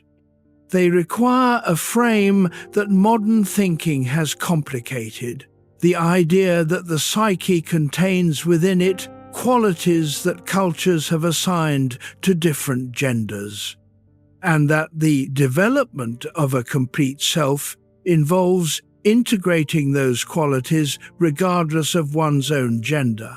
Let us approach this carefully and more usefully than the technical language sometimes allows.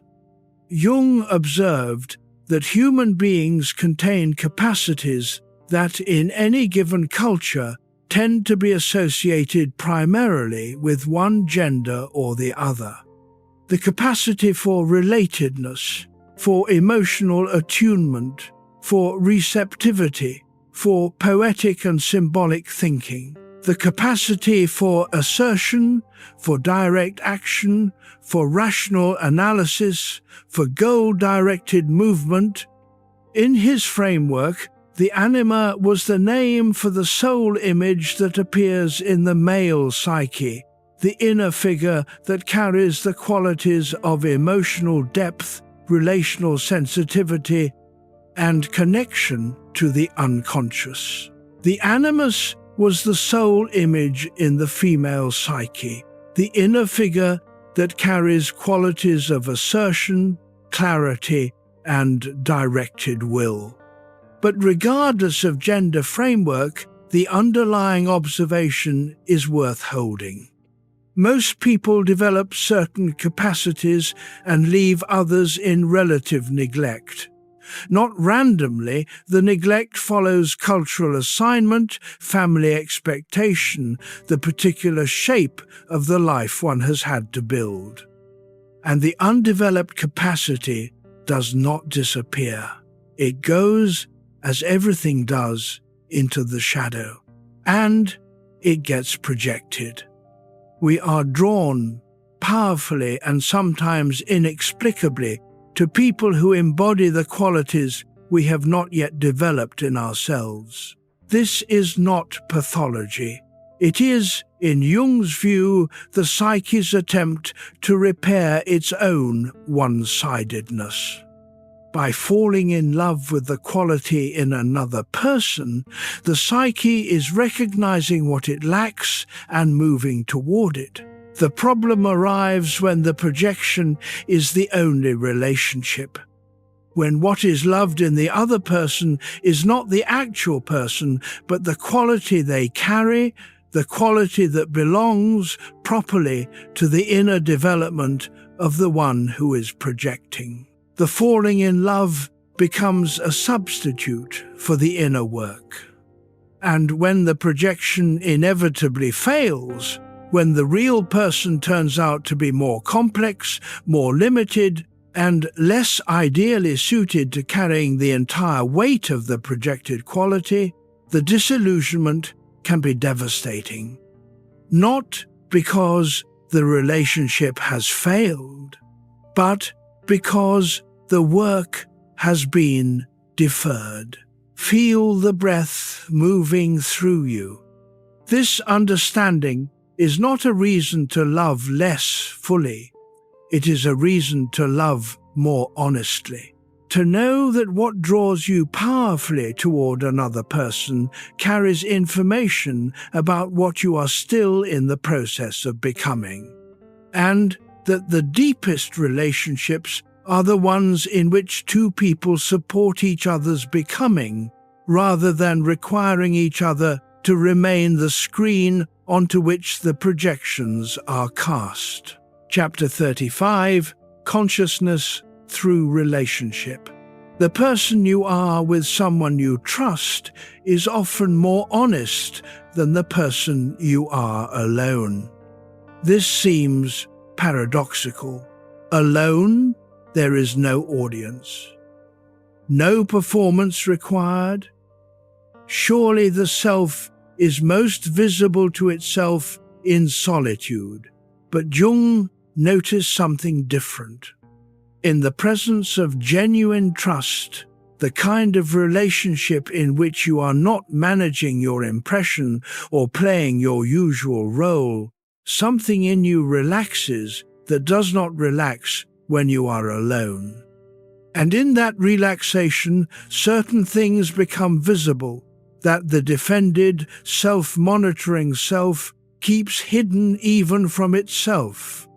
You discover things about yourself in relationship that solitude cannot offer. Your patience or its limits. Your capacity for generosity when it costs you something.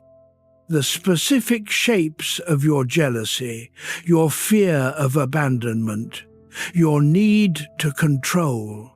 the way you expand in certain kinds of presence and contract in others. Relationship is a mirror, not always a flattering one, but a remarkably accurate one when the relationship is honest enough. Jung thought of the therapeutic relationship as one of the most powerful tools for self-knowledge, precisely because of this mirror quality.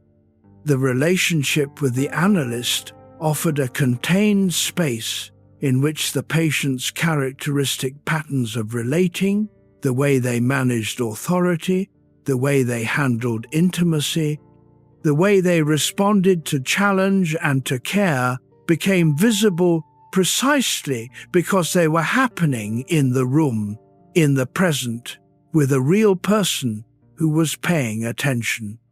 What showed up in the room told the analyst, and eventually the patient, more than what was said in the room. And this is true of all genuine relationships. The way you act with the people who matter most to you is where the real psychology lives. Not in your beliefs about yourself, not in the intentions you carry. In the actual behavior, moment to moment, in the presence of people you care about. This is both uncomfortable and genuinely useful, because the behavior can be seen. And what can be seen can, in principle, be worked with.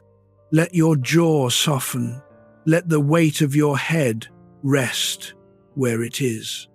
Think of the relationship in your life that has taught you the most about yourself.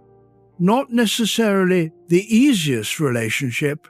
Often the most teaching comes from the hardest ones. What has it shown you that you would not have been able to see alone? That showing, whatever it is worth something, even if what it showed was difficult.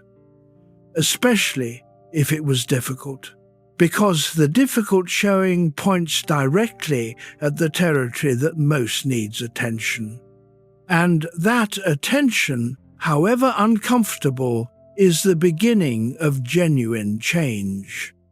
There is a particular kind of relationship that Jung described as carrying special psychological significance. Not the most comfortable relationship, not the easiest or the most mutually rewarding. The relationship that challenges you, that presses consistently against the places where your development has stalled, that will not allow you to remain the same version of yourself indefinitely. These relationships are not always pleasant. They can be infuriating. They can feel like they are organized specifically around finding your most sensitive places and pressing on them with unerring accuracy. They are, in the Jungian sense, the most instructive relationships available, because they provide the mirror that the comfortable relationships, with their kindness and their accommodation, sometimes cannot offer, not because the challenging person is right, not because their criticism is accurate or their behavior is appropriate, but because the specific way that they challenge you, the specific quality in them that most consistently destabilizes you, is a reliable indicator of the specific territory in yourself that is still unresolved.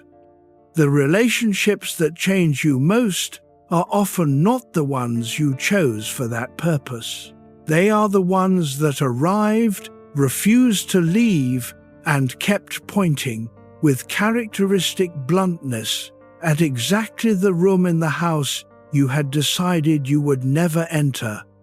And when you finally enter it, when the relationship has forced the opening that you would not have chosen for yourself, you find something you could not have found any other way.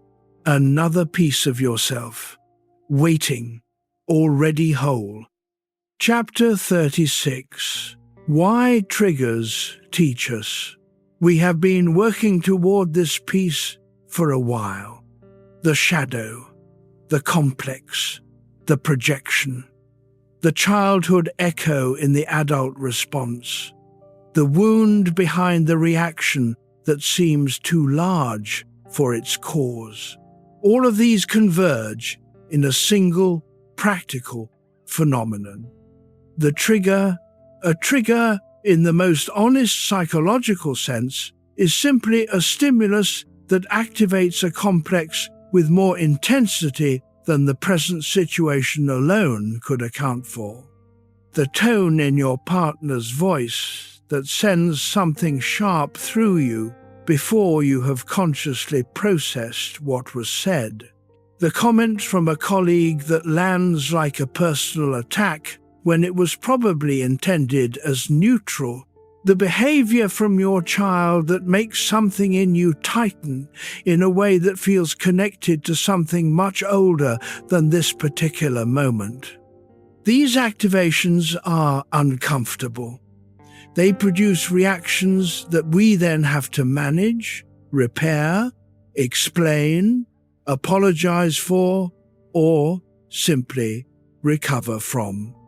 But they are also, in Jung's framework, among the most reliable data points in the entire psychological landscape, because they show you exactly where the work is. The things that do not trigger you, the comments that slide past, the behaviors that register and then release, those are not the places where the unconscious material is stored. Those are the places where integration has already occurred, or where the territory is simply not charged. But the things that do trigger you, consistently, reliably, in ways that surprise you with their intensity, those are the fingerprints of the complex. The precise locations of the shadow material that has not yet been integrated. Every reliable trigger in your life is also a map. This does not mean you should welcome being triggered. It means that when the triggering inevitably happens, you can respond to it with something in addition to the automatic reaction. You can respond to it with curiosity, not immediately. The heat of the moment is rarely the right time for this kind of curiosity. The heat is for feeling and recovering, and where necessary, repairing. But afterward, in the quiet, a question is worth asking. What, specifically, is the quality of experience this trigger is producing in me? Not the surface emotion, under the surface emotion. What older feeling is present, and where have I felt this before? The answers to those questions, held gently and over time, are the beginning of loosening the trigger's hold. Not eliminating the sensitivity. Sensitivities are not liabilities, they are information. But transforming it from something that happens to you into something you are in a relationship with. And that shift, from passive recipient to active participant, is the beginning of genuine freedom. Consider a man who has been reliably triggered for as long as he can remember by being interrupted. Not mildly annoyed, genuinely destabilized. A disproportionate heat. a flash of something that feels like erasure rather than simple rudeness. When he finally paused to ask where that feeling lived, he traced it back to a particular quality of his childhood household, a family where being heard was conditional, where the adults in the room held the conversational floor and children's contributions were regularly spoken over, corrected, or simply not registered. He had spent 30 years being interrupted as an adult and responding each time from the perspective of the child who learned that being interrupted meant he did not matter. The present situation kept opening the old door, and the old feeling kept walking through it. When he understood this, not as a theory, but as a lived recognition, something changed. The next time he was interrupted, the heat still arrived. But alongside the heat, something new arrived too. A small noticing. That is the old feeling. Not this person, this moment. The old one. The heat did not disappear. But he was no longer alone inside it. And being no longer alone inside it was the beginning of being able to choose his response. Chapter 37, Shame as a Doorway.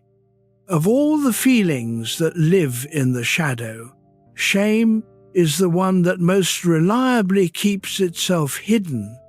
Other difficult feelings, anger, fear, sadness, even grief, have some degree of social permission. They are acknowledged as part of the human condition.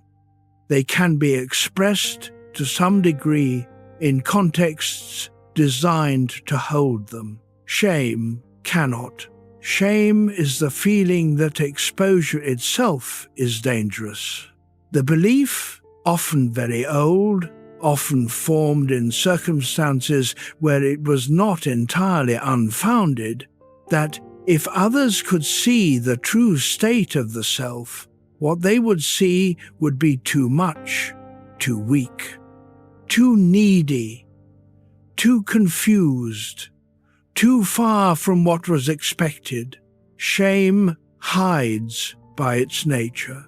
It goes underground precisely because its defining belief is that the underground is the only place it is safe. And from underground, it does its particular kind of damage. It shapes behavior without announcing itself. It makes people work harder to compensate for what they believe is fundamentally inadequate. It makes certain kinds of intimacy impossible because intimacy requires being seen, and shame has decided that being seen is the greatest danger. It turns the ordinary failures of a human life into evidence of a fundamental deficit. Not, I made a mistake, but I am a mistake. Not, I handled that badly, but I am bad. Jung approached shame with unusual care. He recognized that it could not be addressed head-on, that direct confrontation tends to make shame contract further into hiding. It could only be addressed through the creation of genuine safety. The kind of safety in which something can be brought into the light without immediately being judged. The therapeutic relationship, at its best, provides exactly this. A space where what has been kept hidden can be offered without fear of the response that shame predicts. But that space does not only exist in a therapist's office, It can be created, partially and imperfectly, in any relationship characterized by genuine care and genuine honesty. It can even be created within a person's relationship with themselves. The willingness to see what is there, not with the critic's eye, but with the eye that has decided in advance that whatever is found deserves compassion rather than condemnation. That willingness is the beginning of shame's loosening. Feel the quiet of the room around you. Let it be gentle. The shame you carry is not evidence of what you are. It is evidence of what you were taught to believe about yourself. And taught beliefs, however deeply embedded, are not the same as truth. The truth of what you are is more complex, more humane, and more worth knowing than what shame has been telling you. Shame is not the final word. It is the door. And on the other side of the door is a self that was always more complete than shame allowed you to see. There is a particular quality to the moment when shame is finally met with something other than the response it expects. Shame expects judgment. It has learned to expect judgment because it was born in situations where judgment was the response. The childhood moment when something private was exposed and met with mockery or disgust or cold withdrawal, the adolescent experience of being found insufficient in the presence of peers whose opinion felt like survival. Shame learned. If this is seen, the result is catastrophic. And so it organized the entire defensive system around preventing the seeing. What shame has never encountered, in most people's experience, is genuine compassion in response to disclosure. Not the performed compassion of someone going through appropriate motions. Real compassion. The kind that says, I see this, I see you, and I am not afraid of what I see, and I do not think less of you for it. That response dismantles something in the shame complex that decades of self-criticism cannot touch. Because it addresses the original wound at its source. It offers what the original situation could not. The experience of being seen fully and not found unacceptable. This is why safe relationships, genuinely safe ones, built on real trust, are so central to psychological healing, not because talking through experiences is itself the cure, but because the experience of being known and not rejected teaches the nervous system what shame taught it to doubt. That you are survivable, that the full truth of you can be encountered by another person, and the world does not end. Chapter 38. The soul beyond performance. There is a question that sits beneath everything we have explored tonight. What is the soul? Not in the religious sense, though that dimension exists and deserves its own conversation. In the psychological sense, in the sense that matters for how you actually live. Jung used the word soul, Latin, anima, Greek, psyche, with a specific meaning. He meant the deepest, most genuine dimension of a person's interior life. The part that persists beneath the persona, that survives the crisis, that dismantles the constructed identity, that speaks in dreams and in strong feeling, and in the moments when something moves you beyond explanation. The soul, in this sense, is not something you cultivate from scratch. It is something you discover, or rather, something you return to after the long detour of building an external life. Every person who has ever said, "I have lost myself," is speaking about the soul. They are not describing a metaphysical loss. They are describing the experience of having moved so far into the demands of the performance, the role, the persona, the accumulated obligations of a life organized around others' expectations, that the connection to their own interior has become distant, thin, nearly inaudible. And every person who has ever said, "I found myself again," is describing the restoration of that connection, often through some disruption that cracked the structure enough to let something through, a loss, an illness, a failure, an unexpected moment of beauty or silence. A conversation that, against all probability, went somewhere real. The soul is not precious or fragile in the way the word sometimes implies. It does not require protection. It requires attention. It requires the occasional hour or the occasional night in which the performance is suspended and what is actually there is given space to be heard. Notice the particular quality of this moment: the room, the dark, the breath.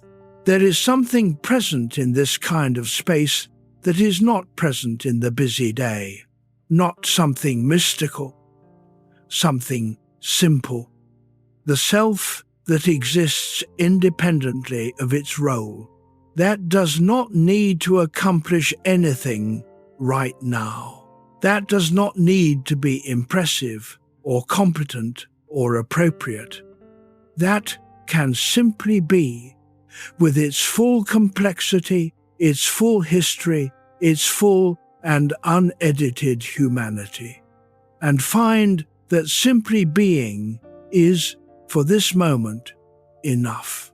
This is what the soul asks for, not endlessly, not at the cost of everything else, just sometimes, just enough to know it is still there, just enough to hear what it has been, in its patient way, trying to say.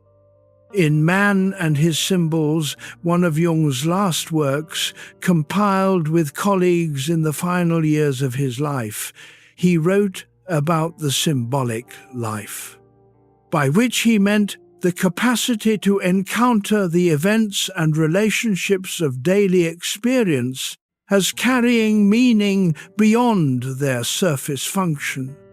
To see in a dream not only an image but a communication. To feel in a strong emotional response not only a reaction but a message from the depths. He believed that the loss of the symbolic life, which he saw as increasingly characteristic of modern Western culture, was one of the central sources of spiritual impoverishment. Not religious impoverishment, necessarily, but the impoverishment of a life lived entirely on the surface, in which nothing means anything beyond its immediate utility, in which experience passes through without leaving the kind of residue that becomes wisdom. The soul, in his understanding, is the organ of symbolic perception. the faculty that notices that this particular moment carries a particular resonance. That this particular conversation is not only about its stated subject. That this particular feeling is not only about this particular situation. When you are in contact with your soul, in the psychological sense he meant, the world becomes denser with meaning, not in a mystical way that demands explanation, in the ordinary way of someone who is paying a certain quality of attention. And tonight, in the dark, in the quiet, you have been paying that quality of attention. That is the soul awake, not performing, not managing, just present, noticing, alive. Chapter 39, Accepting the Divided Self. One of the hardest truths in the Jungian landscape is this: you will never be undivided. The work of individuation, the decades-long project of integrating the shadow, developing the contrasexual qualities, meeting the complexes with consciousness, expanding the circle of the lantern's light, does not end in a state of unified wholeness where every contradiction has been resolved and every tension has been released. It ends in something different, something that is, in its own way, more durable than resolved contradiction. It ends in a greater capacity to hold the division without being destroyed by it. To know yourself as simultaneously generous and self-serving, as both wise and confused. As someone who has grown considerably and still carries wounds that have not fully healed. As a person whose intentions are genuine and whose behavior sometimes does not match them, to hold all of that as true, simultaneously, without the contradiction requiring resolution. Most people spend enormous energy trying to make themselves consistent, trying to maintain a story of the self that does not contain elements that contradict each other. That is the work of the persona. It is legitimate work. It allows for function in the world, but it comes at a cost. The cost is the energy required to maintain the consistency, to paper over the places where the contradiction is obvious, to explain away the behaviors that don't fit the story, to manage the gap between the intended and the actual self. What acceptance of the divided self offers is a release from that cost, not a license to behave badly, not an abandonment of the aspiration to grow, but a release from the requirement that the growth be complete, the consistency be total, the self be something other than the beautifully, frustratingly, reliably contradictory thing it actually is. Feel the breath moving through you. Let it be easy. You are a contradictory person. So is every person who has ever lived. The contradiction is not the problem. The refusal to acknowledge the contradiction is the problem, because that refusal requires a sustained and exhausting effort that could be spent on something more alive. What would it feel like to release that effort tonight? Not permanently, not as a decision, just for these hours of quiet, to say, I am all of this. The parts I am proud of and the parts I am still working on. The growth and the remaining limitation. The wisdom I have earned and the confusion I am still in. I am a person, genuinely divided, genuinely trying, and that, in the full and honest sense of the words, is enough.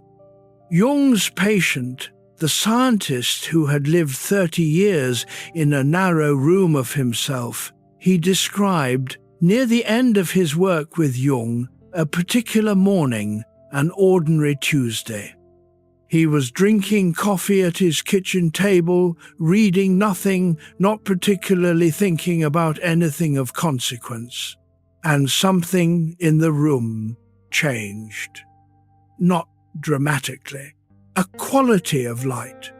A sense of the space being slightly larger than it usually felt. A feeling he could not name immediately, but that had the character of ease. Of things being, for this particular moment, approximately as they should be. He sat with it carefully, not wanting to analyze it into disappearing, and what he noticed was that it did not require anything of him. He did not have to be more accomplished to deserve it, or more resolved, or further along in some project of self-improvement. It was simply there, available in the ordinary Tuesday. He said later that this was the moment he understood what individuation was actually for. Not the production of a more impressive self. The production of a self that could sit at a kitchen table on an unremarkable morning and recognize that this too was the life, the divided, imperfect, still in process life, exactly as it was. Enough. Chapter 40, What Awareness Cannot Force. We have been sitting with a question since the very beginning of this night. Not a new question, an old one. One that was already present in you when you pressed play. What is your mind protecting you from by keeping you awake? Here is the answer that Jung would offer. Not the full answer, there is no full answer, because the answer is different for each person and shifts across a lifetime. But the shape of the answer, the mind keeps itself awake in many cases to avoid the feeling that arrives in genuine stillness. Not a specific worry, not a problem on the list, a feeling. The feeling of being present to yourself without the buffer of activity. The feeling of encountering, in the dark and the quiet, the person who exists underneath everything else, the needs that have not been met, the griefs that have not been completed, the questions that have not been answered, the capacities that have not been used. This is not a terrible thing to encounter. It is, in fact, the most honest encounter available to a human being. But the mind has learned, through long practice, through cultural instruction, through the accumulated experience of living in a world that rewards occupation and is uncomfortable with stillness, that this encounter carries risk. The risk of feeling too much. The risk of wanting things that cannot be had. The risk of knowing something that, once known, carries obligation. And so the mind keeps moving, keeps organizing, keeps generating content to fill the space where the encounter might occur. But awareness cannot be forced. That is the final thing Jung would say about this. You cannot make yourself more conscious through effort, not through willpower, not through the kind of disciplined self-examination that treats the psyche like a problem to be solved. Consciousness expands when the conditions are right, when safety is sufficient, when the ego's defensive grip loosens even slightly. When there is some combination of honesty and compassion available that allows the defended territory to be approached without triggering the full force of the defensive response, you cannot drag the shadow into the light. You can create conditions in which the shadow becomes gradually less afraid to come forward on its own. Feel the particular quality of this moment. The room, the dark, your own breathing. The question beneath your restlessness was never really about the specific things on the list. It was always about this: the encounter with what is true about you. And the encounter does not require anything dramatic. It only requires this: a moment of genuine presence in your own life. A willingness to be with what is actually here, without immediately trying to manage or explain or resolve it. That willingness is what awareness actually is. Not a technique, not a discipline, just an honest breath in the direction of what is true.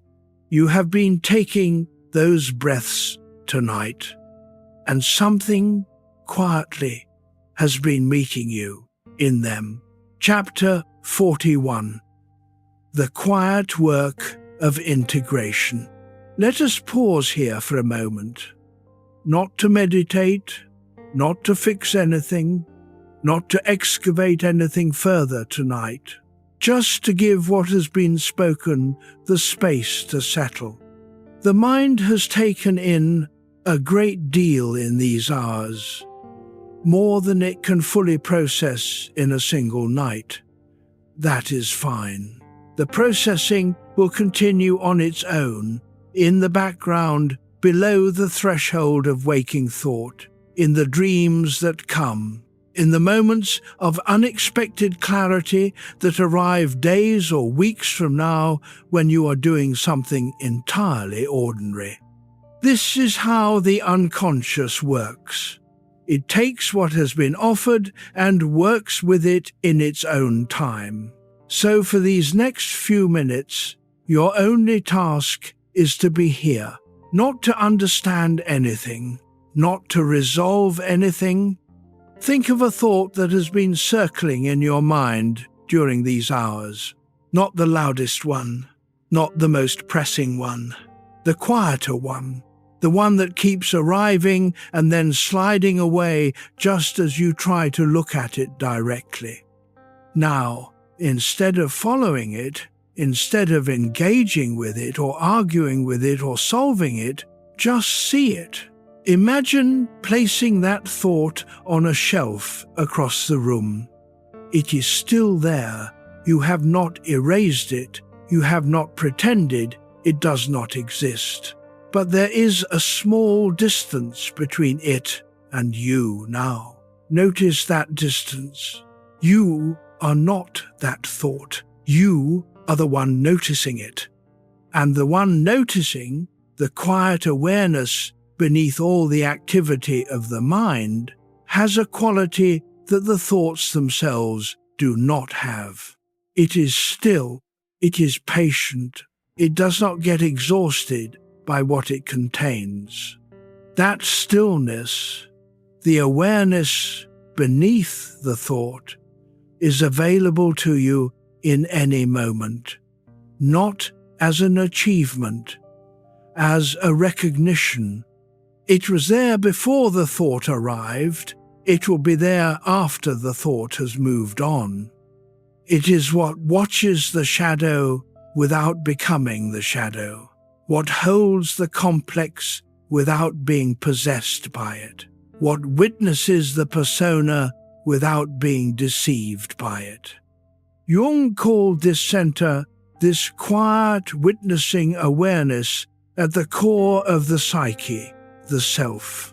Not the ego, which manages and strategizes and performs, the self, the deeper center, the part that knows without always being able to explain how it knows. Take one slow breath now. Let the thought that has been circling stay on its shelf. Let the awareness that is watching it be what it is, quiet, patient, not requiring anything of this particular moment. Feel the weight of your body where it lies. Notice that you are here, that you are breathing, that the room around you is holding you without asking anything in return. This is enough for tonight. This exact moment, you in the dark, breathing, in the presence of your own quiet awareness, is precisely the integration that all the philosophy and psychology has been pointing toward. Not a dramatic transformation. This, the willingness to be here, exactly as you are, without the performance, without the evaluation, just present, just breathing, just you. When you are ready, we will continue. Chapter 42, Restlessness Before Transformation. There is something worth knowing about the period just before genuine change. It is often the most uncomfortable period of all, not the darkest, not the most painful, but the most restless. Because something has been seen, something has shifted below the surface. The old structure has begun to loosen, and the new structure has not yet formed. There is a period of in-between that has its own particular quality, unmoored, uncertain, sometimes anxious, always alive in a way that the settled structure was not. The alchemists, whose imagery Jung borrowed extensively, called this stage the nigredo, the blackening, the dissolution of the existing material into its component elements before the new synthesis becomes possible. It is not pleasant to be dissolved, but it is necessary, because you cannot be remade into something more whole while you are still entirely solid in the old form. The restlessness you may have felt during this night, the quality of being stirred, of having something moved that had been still, of not quite knowing what to do with what has been encountered, that restlessness is not a problem. It is the nigredo, the loosening before the reforming. The question this stage asks is not, how do I get back to the comfortable familiar? The familiar has been disrupted from within, and that disruption was not accidental. The question is, what is being prepared here? What in me is ready to change, and what has this night been loosening to allow it? Jung believed that the psyche, like the body, has an innate orientation toward health. That, left to itself, provided the right conditions, the psychic system naturally moves toward greater integration, greater wholeness, greater honest functioning. The restlessness of this kind of night is not the psyche fighting you. It is the psyche working. Let your breathing be easy. Let the restlessness be what it is. The body is still. The breath is slow. The room is quiet. And something in the space between thought and sleep is continuing its patient work.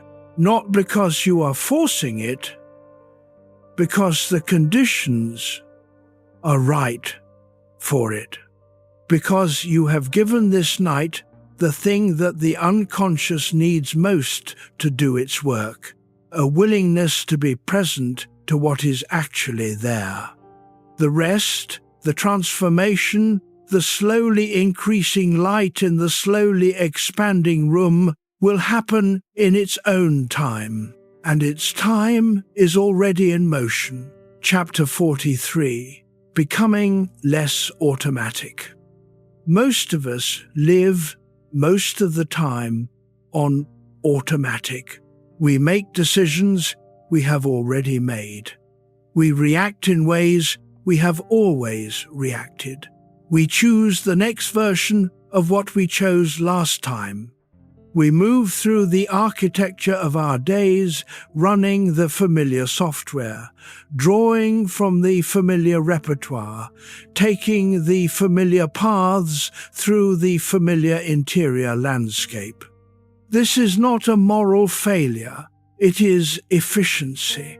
The psyche does not have unlimited processing capacity. Automaticity exists so that the conscious mind is free to attend to what is actually new, rather than reinventing the wheel for every ordinary moment. But there is a cost.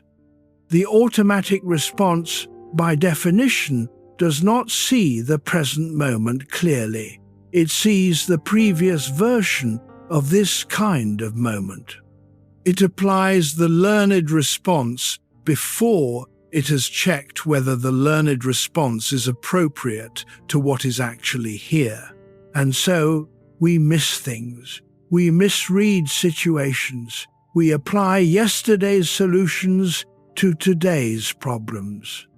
We respond to the person in front of us as if they were the person from our past who first activated this pattern. Becoming less automatic is not about vigilant self-monitoring. That turns life into an exhausting project of surveillance. It is about the development of a particular quality that Jung associated with increasing consciousness. The pause, the small but significant gap between stimulus and response in which something other than the automatic becomes possible. In that gap, however small, the choice that was never there before becomes possible. Not a dramatic choice, not always.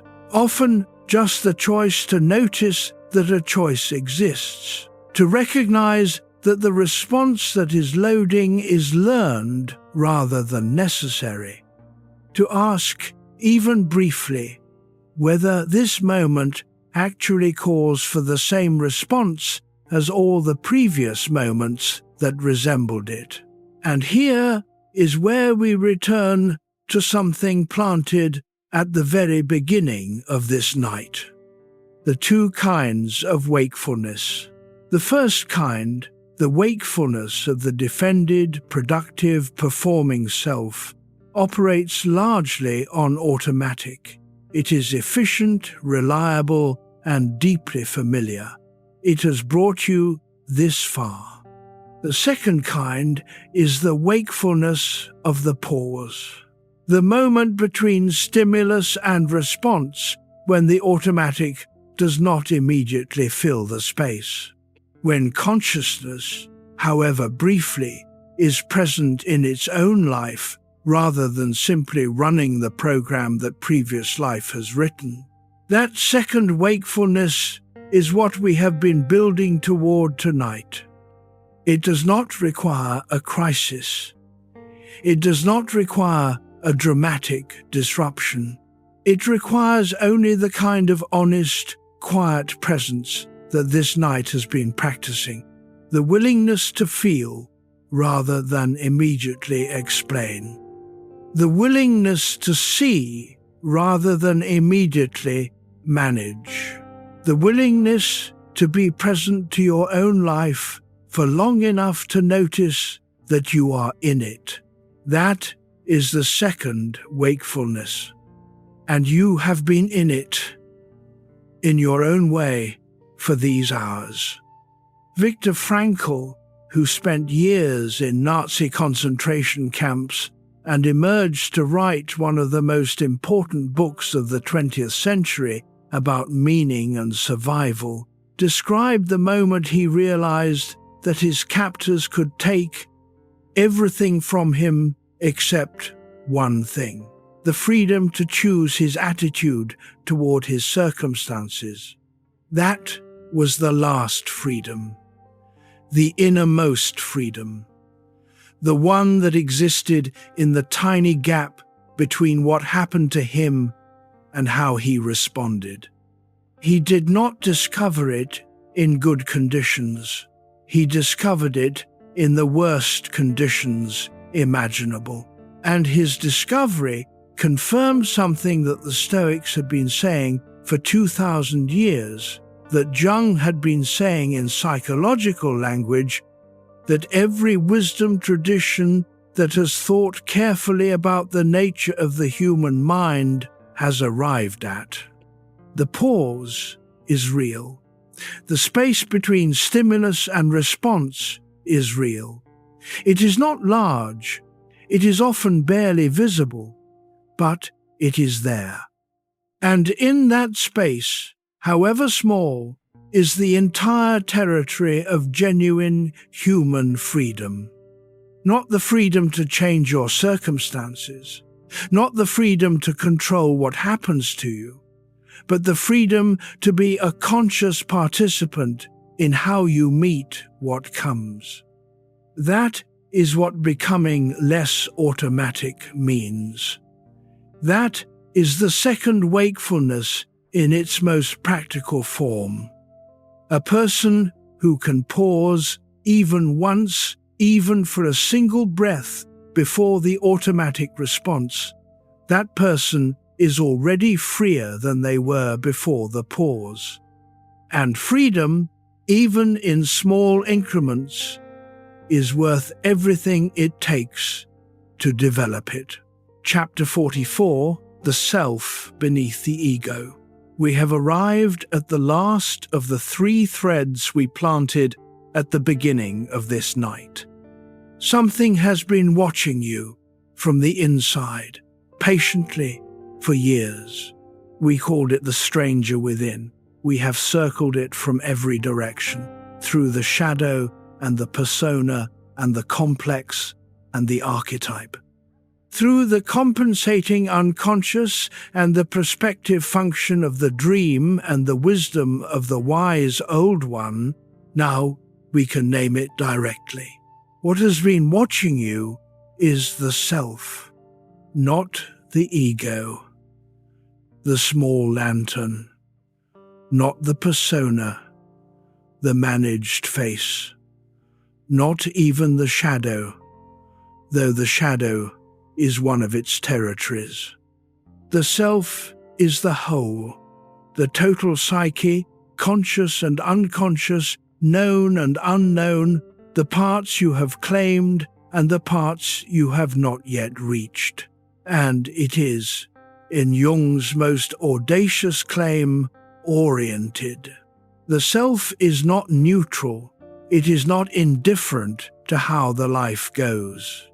It exercises, over the lifetime of any person who is in some degree of honest contact with it, something like a guiding intention toward wholeness.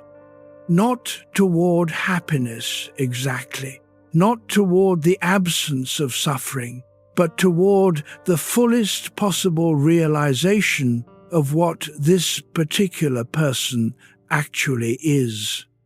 That guidance is what you feel as the pull toward the unlived life, as the persistent sense that something essential is waiting to be expressed that has not yet been given room, as the dreams that return to the same unfinished territory, as the feeling that what you most need is not a change in circumstances, but a change in the depth of your contact with your own life. The self cannot be created. It is already there. It was there before the persona was built, and it will be there if the persona is one day released. It is what you will find if you sit in genuine stillness for long enough. Not the ego's noise, not the persona's management, not the complex's distorted response. Just the quiet, steady, deeply personal fact of your own existence, of being this particular person in this particular life, with this particular combination of experience and capacity and wound and potential. Jung spent decades trying to describe this encounter in clinical language, in mythological language, in the language of alchemy and art and religion. What he kept returning to was simpler than any of it. The self is what you are when you stop trying to be anything else. Let your breath be very easy. Let the room be still. Whatever has been watching you from the inside, with patience, with something that might be called care, with the kind of attention that never actually looks away, it is not separate from you.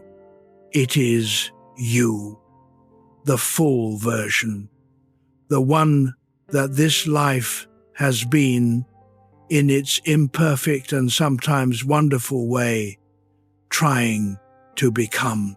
You are already what you have been looking for. You just have not stopped long enough in sufficient quiet to notice it. This is the noticing, this breath, this room, this moment, you. There is a passage in Jung's autobiography, Memories, Dreams, Reflections, in which he describes sitting by the lake at his tower house in Bollingen in the last years of his long life and feeling something he had difficulty putting into language. A sense of being adequate to himself, not proud, not accomplished in any particular direction, just adequate, sufficient. The sense that what he was in that particular moment at the lake was neither more nor less than what was needed. He had spent a lifetime, more than 8 decades, trying to understand the nature of the human psyche. He had written millions of words. He had worked with thousands of patients. He had descended into the depths of his own unconscious and mapped what he found there with whatever tools were available to him. And what he arrived at in the end was this: the adequacy of simply being the self. Not the great psychologist, not the famous name, not even the man who had done all the work and had the results to show for it. Just the particular human being who had been born in 1,875 inches, a small Swiss village, and had lived with all the imperfection and all the genuine effort and all the unresolved questions that implies, until this afternoon by the lake. That adequacy is available to you too, not because you have done what he did, but because you are what he was.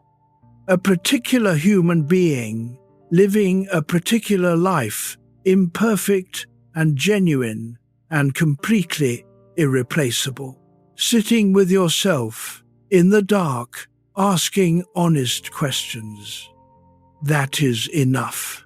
It has always been enough. Chapter 45. Silence after insight. There is a particular quality to the silence that follows genuine understanding, not the silence of having nothing to say, the silence of having arrived somewhere. The quality of a person who has walked a long way and has sat down, not from defeat, but because the walking has brought them to a place worth sitting in. That is the quality available in this moment if you allow it.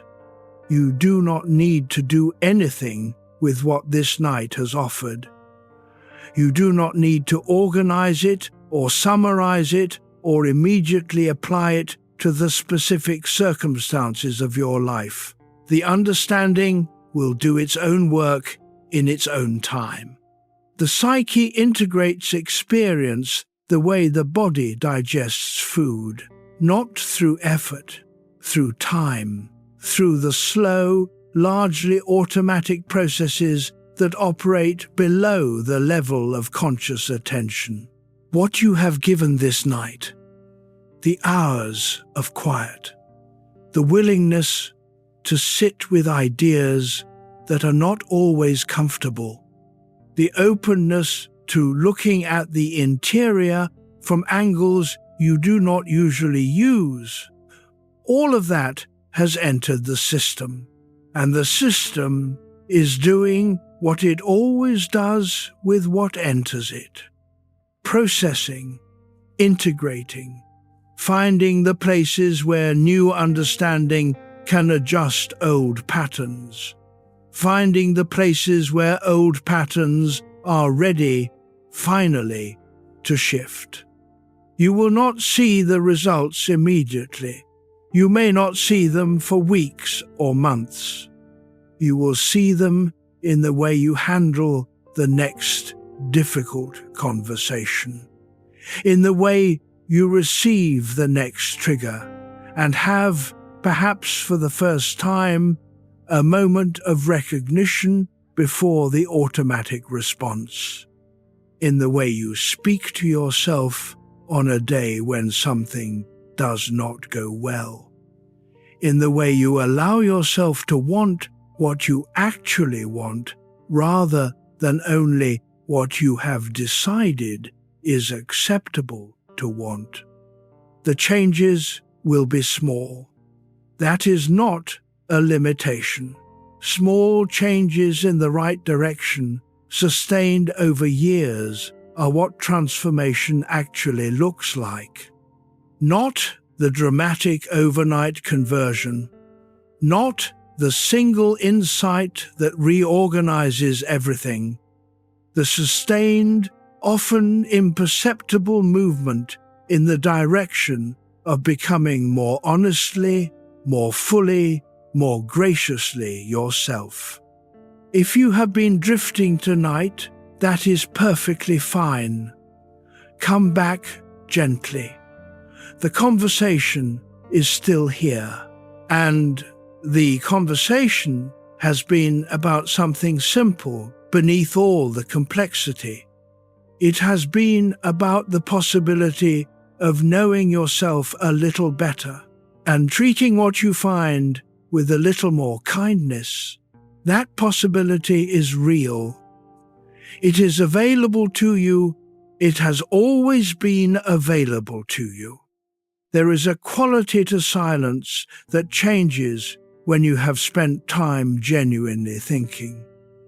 When the thinking has not been the circular, repetitive kind that wears a groove, but the kind that actually moves somewhere. That opens a room that was previously closed. The silence after that kind of thinking is not empty. It is dense, populated with the residue of what has been considered, with the faint outline of recognitions that have not yet fully formed, with the sense of a question that has been turned enough times that its shape is finally becoming clear. That is the silence available to you now. Not the silence of having nothing to say, the silence of having said something real and needing to let it land. The psyche integrates in exactly this kind of quiet, when the active work of thinking gives way to something receptive, when the conscious mind steps back from its effortful engagement and allows the deeper processing to continue without interruption. This is why the hours after a genuine conversation, not a social performance, a real conversation, often carry a particular quality, a density, a sense of something still happening even though the talking has stopped. What has been said tonight has entered the system, and the system, in its own quiet way, has already begun. Let the silence be what it is, not empty, not requiring anything, just the ground in which what has been planted begins gradually to grow. Chapter 46. A Dream of Wholeness. Return with me for a moment to the beginning.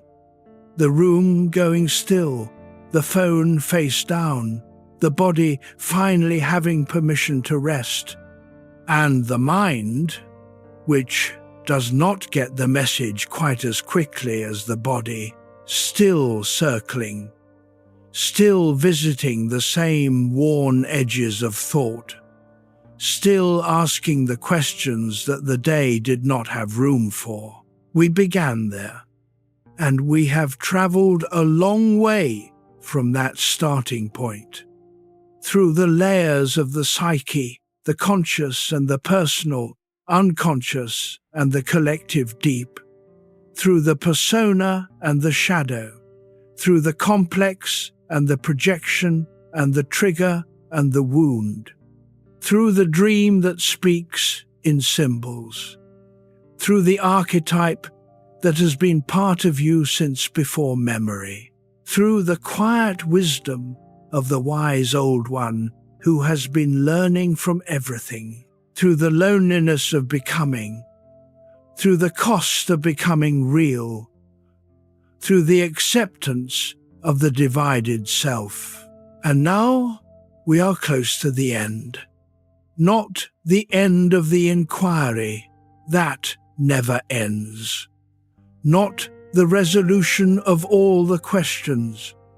Those continue across a lifetime, just the end of tonight. And an image worth carrying into sleep. You are in a room, you know, not literally. This is a dream room, built from the materials of your own interior life. It has the quality of familiarity, the warmth of a space that has been lived in. In this room, the various parts of you have been gathered. The persona, still holding its shape, but less rigid than usual, allowed tonight to be what it actually is, not a false self, but a useful adaptation, carried more lightly than it is usually carried. The shadow, in the corner where it usually lives, but not banished there, acknowledged.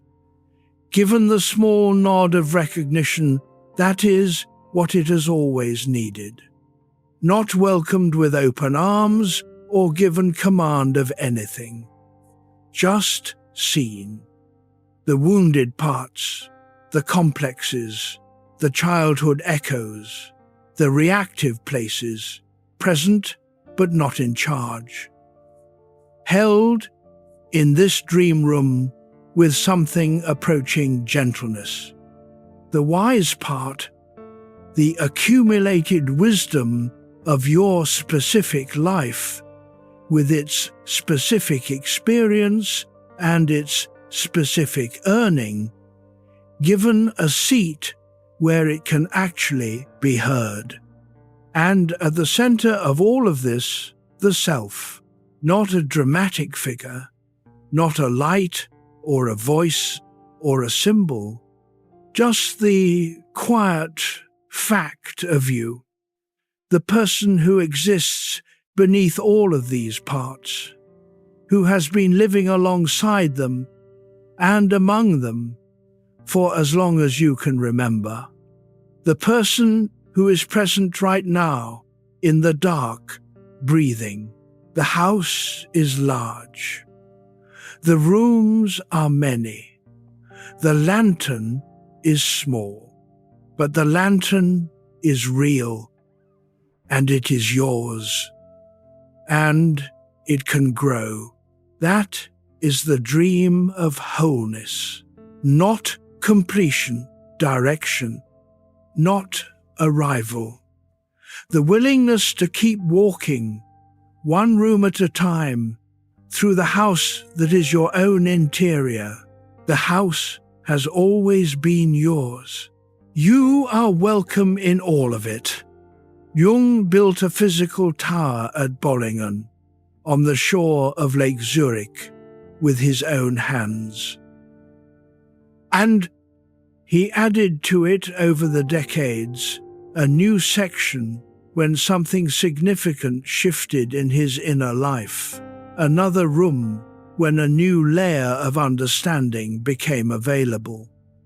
The building was a parallel to the inner work, an outer expression of what was happening inside.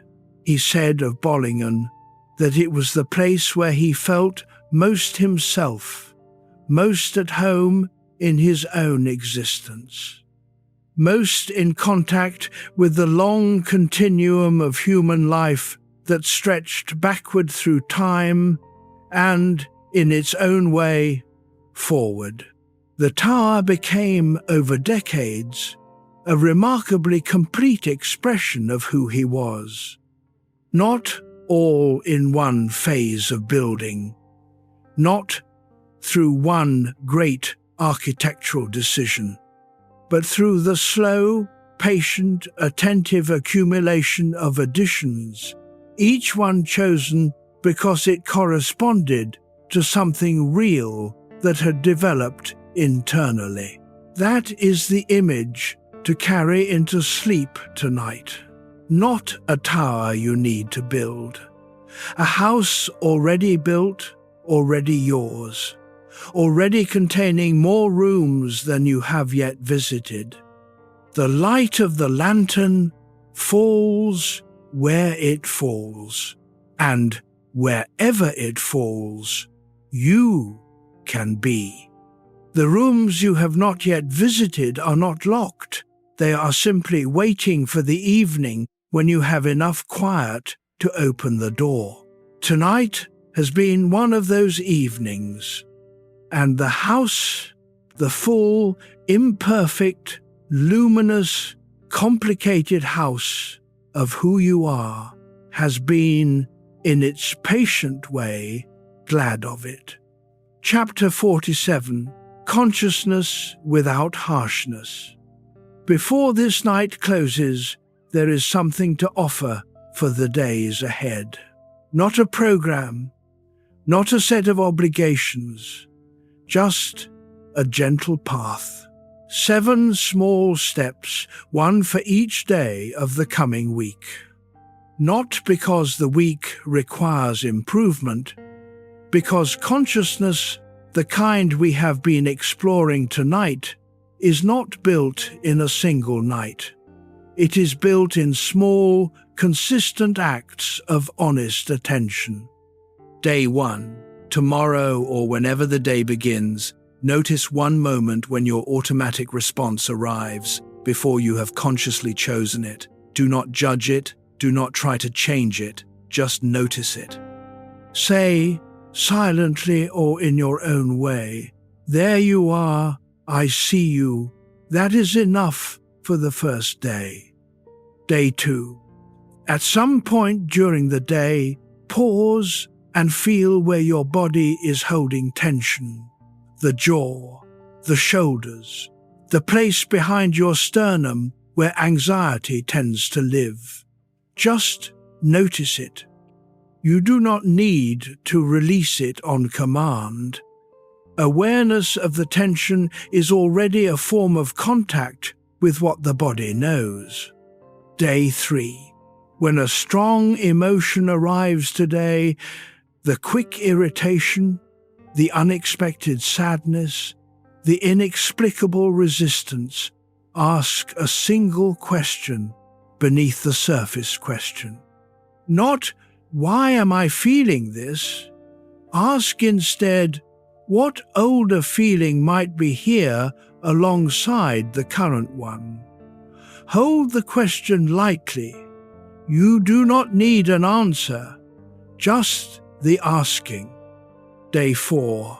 Practice once today the pause before the response. Not a dramatic pause, one breath. A single beat of stillness between what happens and how you react. In that breath, notice whether the response you were about to give is the one this specific moment actually calls for. You may give it anyway, but you will give it from choice rather than from habit. Day 5. Identify one thing in someone you are close to that reliably irritates or unsettles you. Hold it without acting on it for today. And ask, with as much honesty as you can manage, is any version of this quality present in me? Not whether you express it the same way. Whether the quality itself has any home in your interior. This is shadow work at its most practical. It is uncomfortable. It is also remarkably useful. Day 6. Give yourself one moment today in which you are not useful, not productive, not performing a role that someone needs you to perform. 10 minutes. A walk with no destination. A cup of something warm with no phone. Silence that belongs only to you. Notice the discomfort that may arrive. Notice also what surfaces when the obligation to perform lifts, even briefly.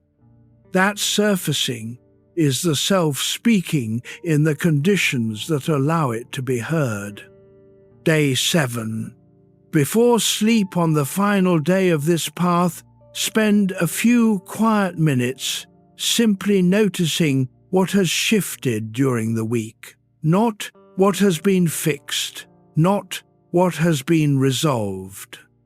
Just what is slightly different, what has a slightly different quality than it had 7 days ago. It may be very small. It usually is. Small is not insignificant. Small is how genuine change moves. Small is how the lantern's light expands. One honest moment at a time. This is not a performance. This is not a score to achieve or a practice to do perfectly. It is simply an invitation to pay a little more attention for 1 week to the interior life that has been accompanying you through every day of your existence. It deserves that attention. You deserve it, and the willingness to give it is itself the beginning of what we have been exploring tonight. The willingness to look with curiosity, without cruelty, at the whole person you actually are. These 7 days are not a transformation schedule. They are not a program of self-improvement with measurable outcomes. They are simply 7 invitations to be slightly more present in your own life than you were the week before. That is all. And slightly more present over enough weeks, over enough months, over enough years is how the lantern actually grows. Not through grand gesture or dramatic decision, through the accumulated weight of small, honest moments. The noticing, the pausing, the naming, the asking what is actually needed, the releasing of one small thing, the trusting of one uncertain step, the sitting in the quiet. Each of these, done once, changes almost nothing. Done consistently, chosen again and again across the ordinary texture of a life, they change everything that can actually be changed. Not the external circumstances necessarily, the interior relationship to them. The difference between a life that is happened to and a life that is inhabited, between a self that is run by its history and a self that has gradually begun to author its own next page. That authorship is not dramatic. It is the quietest possible kind of creative act, but it is the most important one available to any person. And you have been practicing it tonight. Chapter 48, The Mind Finally Rests. We have come a long way tonight.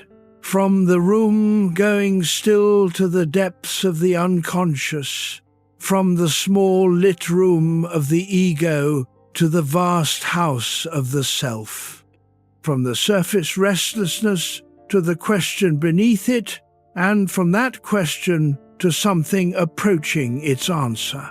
The answer, if we can call it that, is not dramatic. It is this: you are more than you know. The parts of yourself you have visited in these hours, the shadow, the persona, the complex, the archetype, the wound that became a doorway, none of them are the whole of you. You are the whole of you, everything we have discussed and everything we have not had time to reach. The parts of you that are still unknown are not threats, they are invitations. Invitations that have no expiration date, that will be waiting, patient as they have always been, whenever you are ready to take the next step into the house. Carl Jung wrote late in his life that the most important question a person can ask is not, "What is the meaning of life?" He found that question too abstract to be useful, too removed from the actual territory of a life as it is lived. The more important question, he believed, is, do I live in connection to the infinite or not? By the infinite, he did not necessarily mean the divine in any traditional religious sense, though he was open to that dimension. He meant, does the life I am living have room for the depth of what I actually am? Am I in contact with the parts of my interior that are larger than the ego, older than the persona, deeper than the story I have organized around my name? Are the dark rooms acknowledged, even if not fully explored? Is the shadow given its nod? Is the self, the whole of the interior territory, known and unknown, given the respect of an occasional honest encounter in the quiet? If yes, then something essential is in order. The life has room for what the life actually contains. And the mind, at the end of a day that included that kind of room, can rest more easily. Not because the problems are solved, not because the questions are answered, not because the growth is complete, because the relationship with the self is honest. And honesty, in the deepest sense, is where rest lives. The house is quiet now. All the rooms, the lit one and the dark ones alike, are still. The lantern is burning, soft and steady.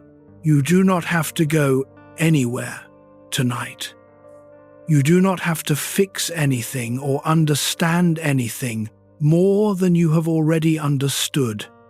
You have done something genuine in these hours. You have sat in the presence of your own interior. You have listened, and the interior, in its patient way, has spoken. Let the body be heavy. Let the room be dark. Let the breath find its own rhythm and follow it down into the kind of sleep that comes to someone who has, for a little while, been genuinely present in their own life.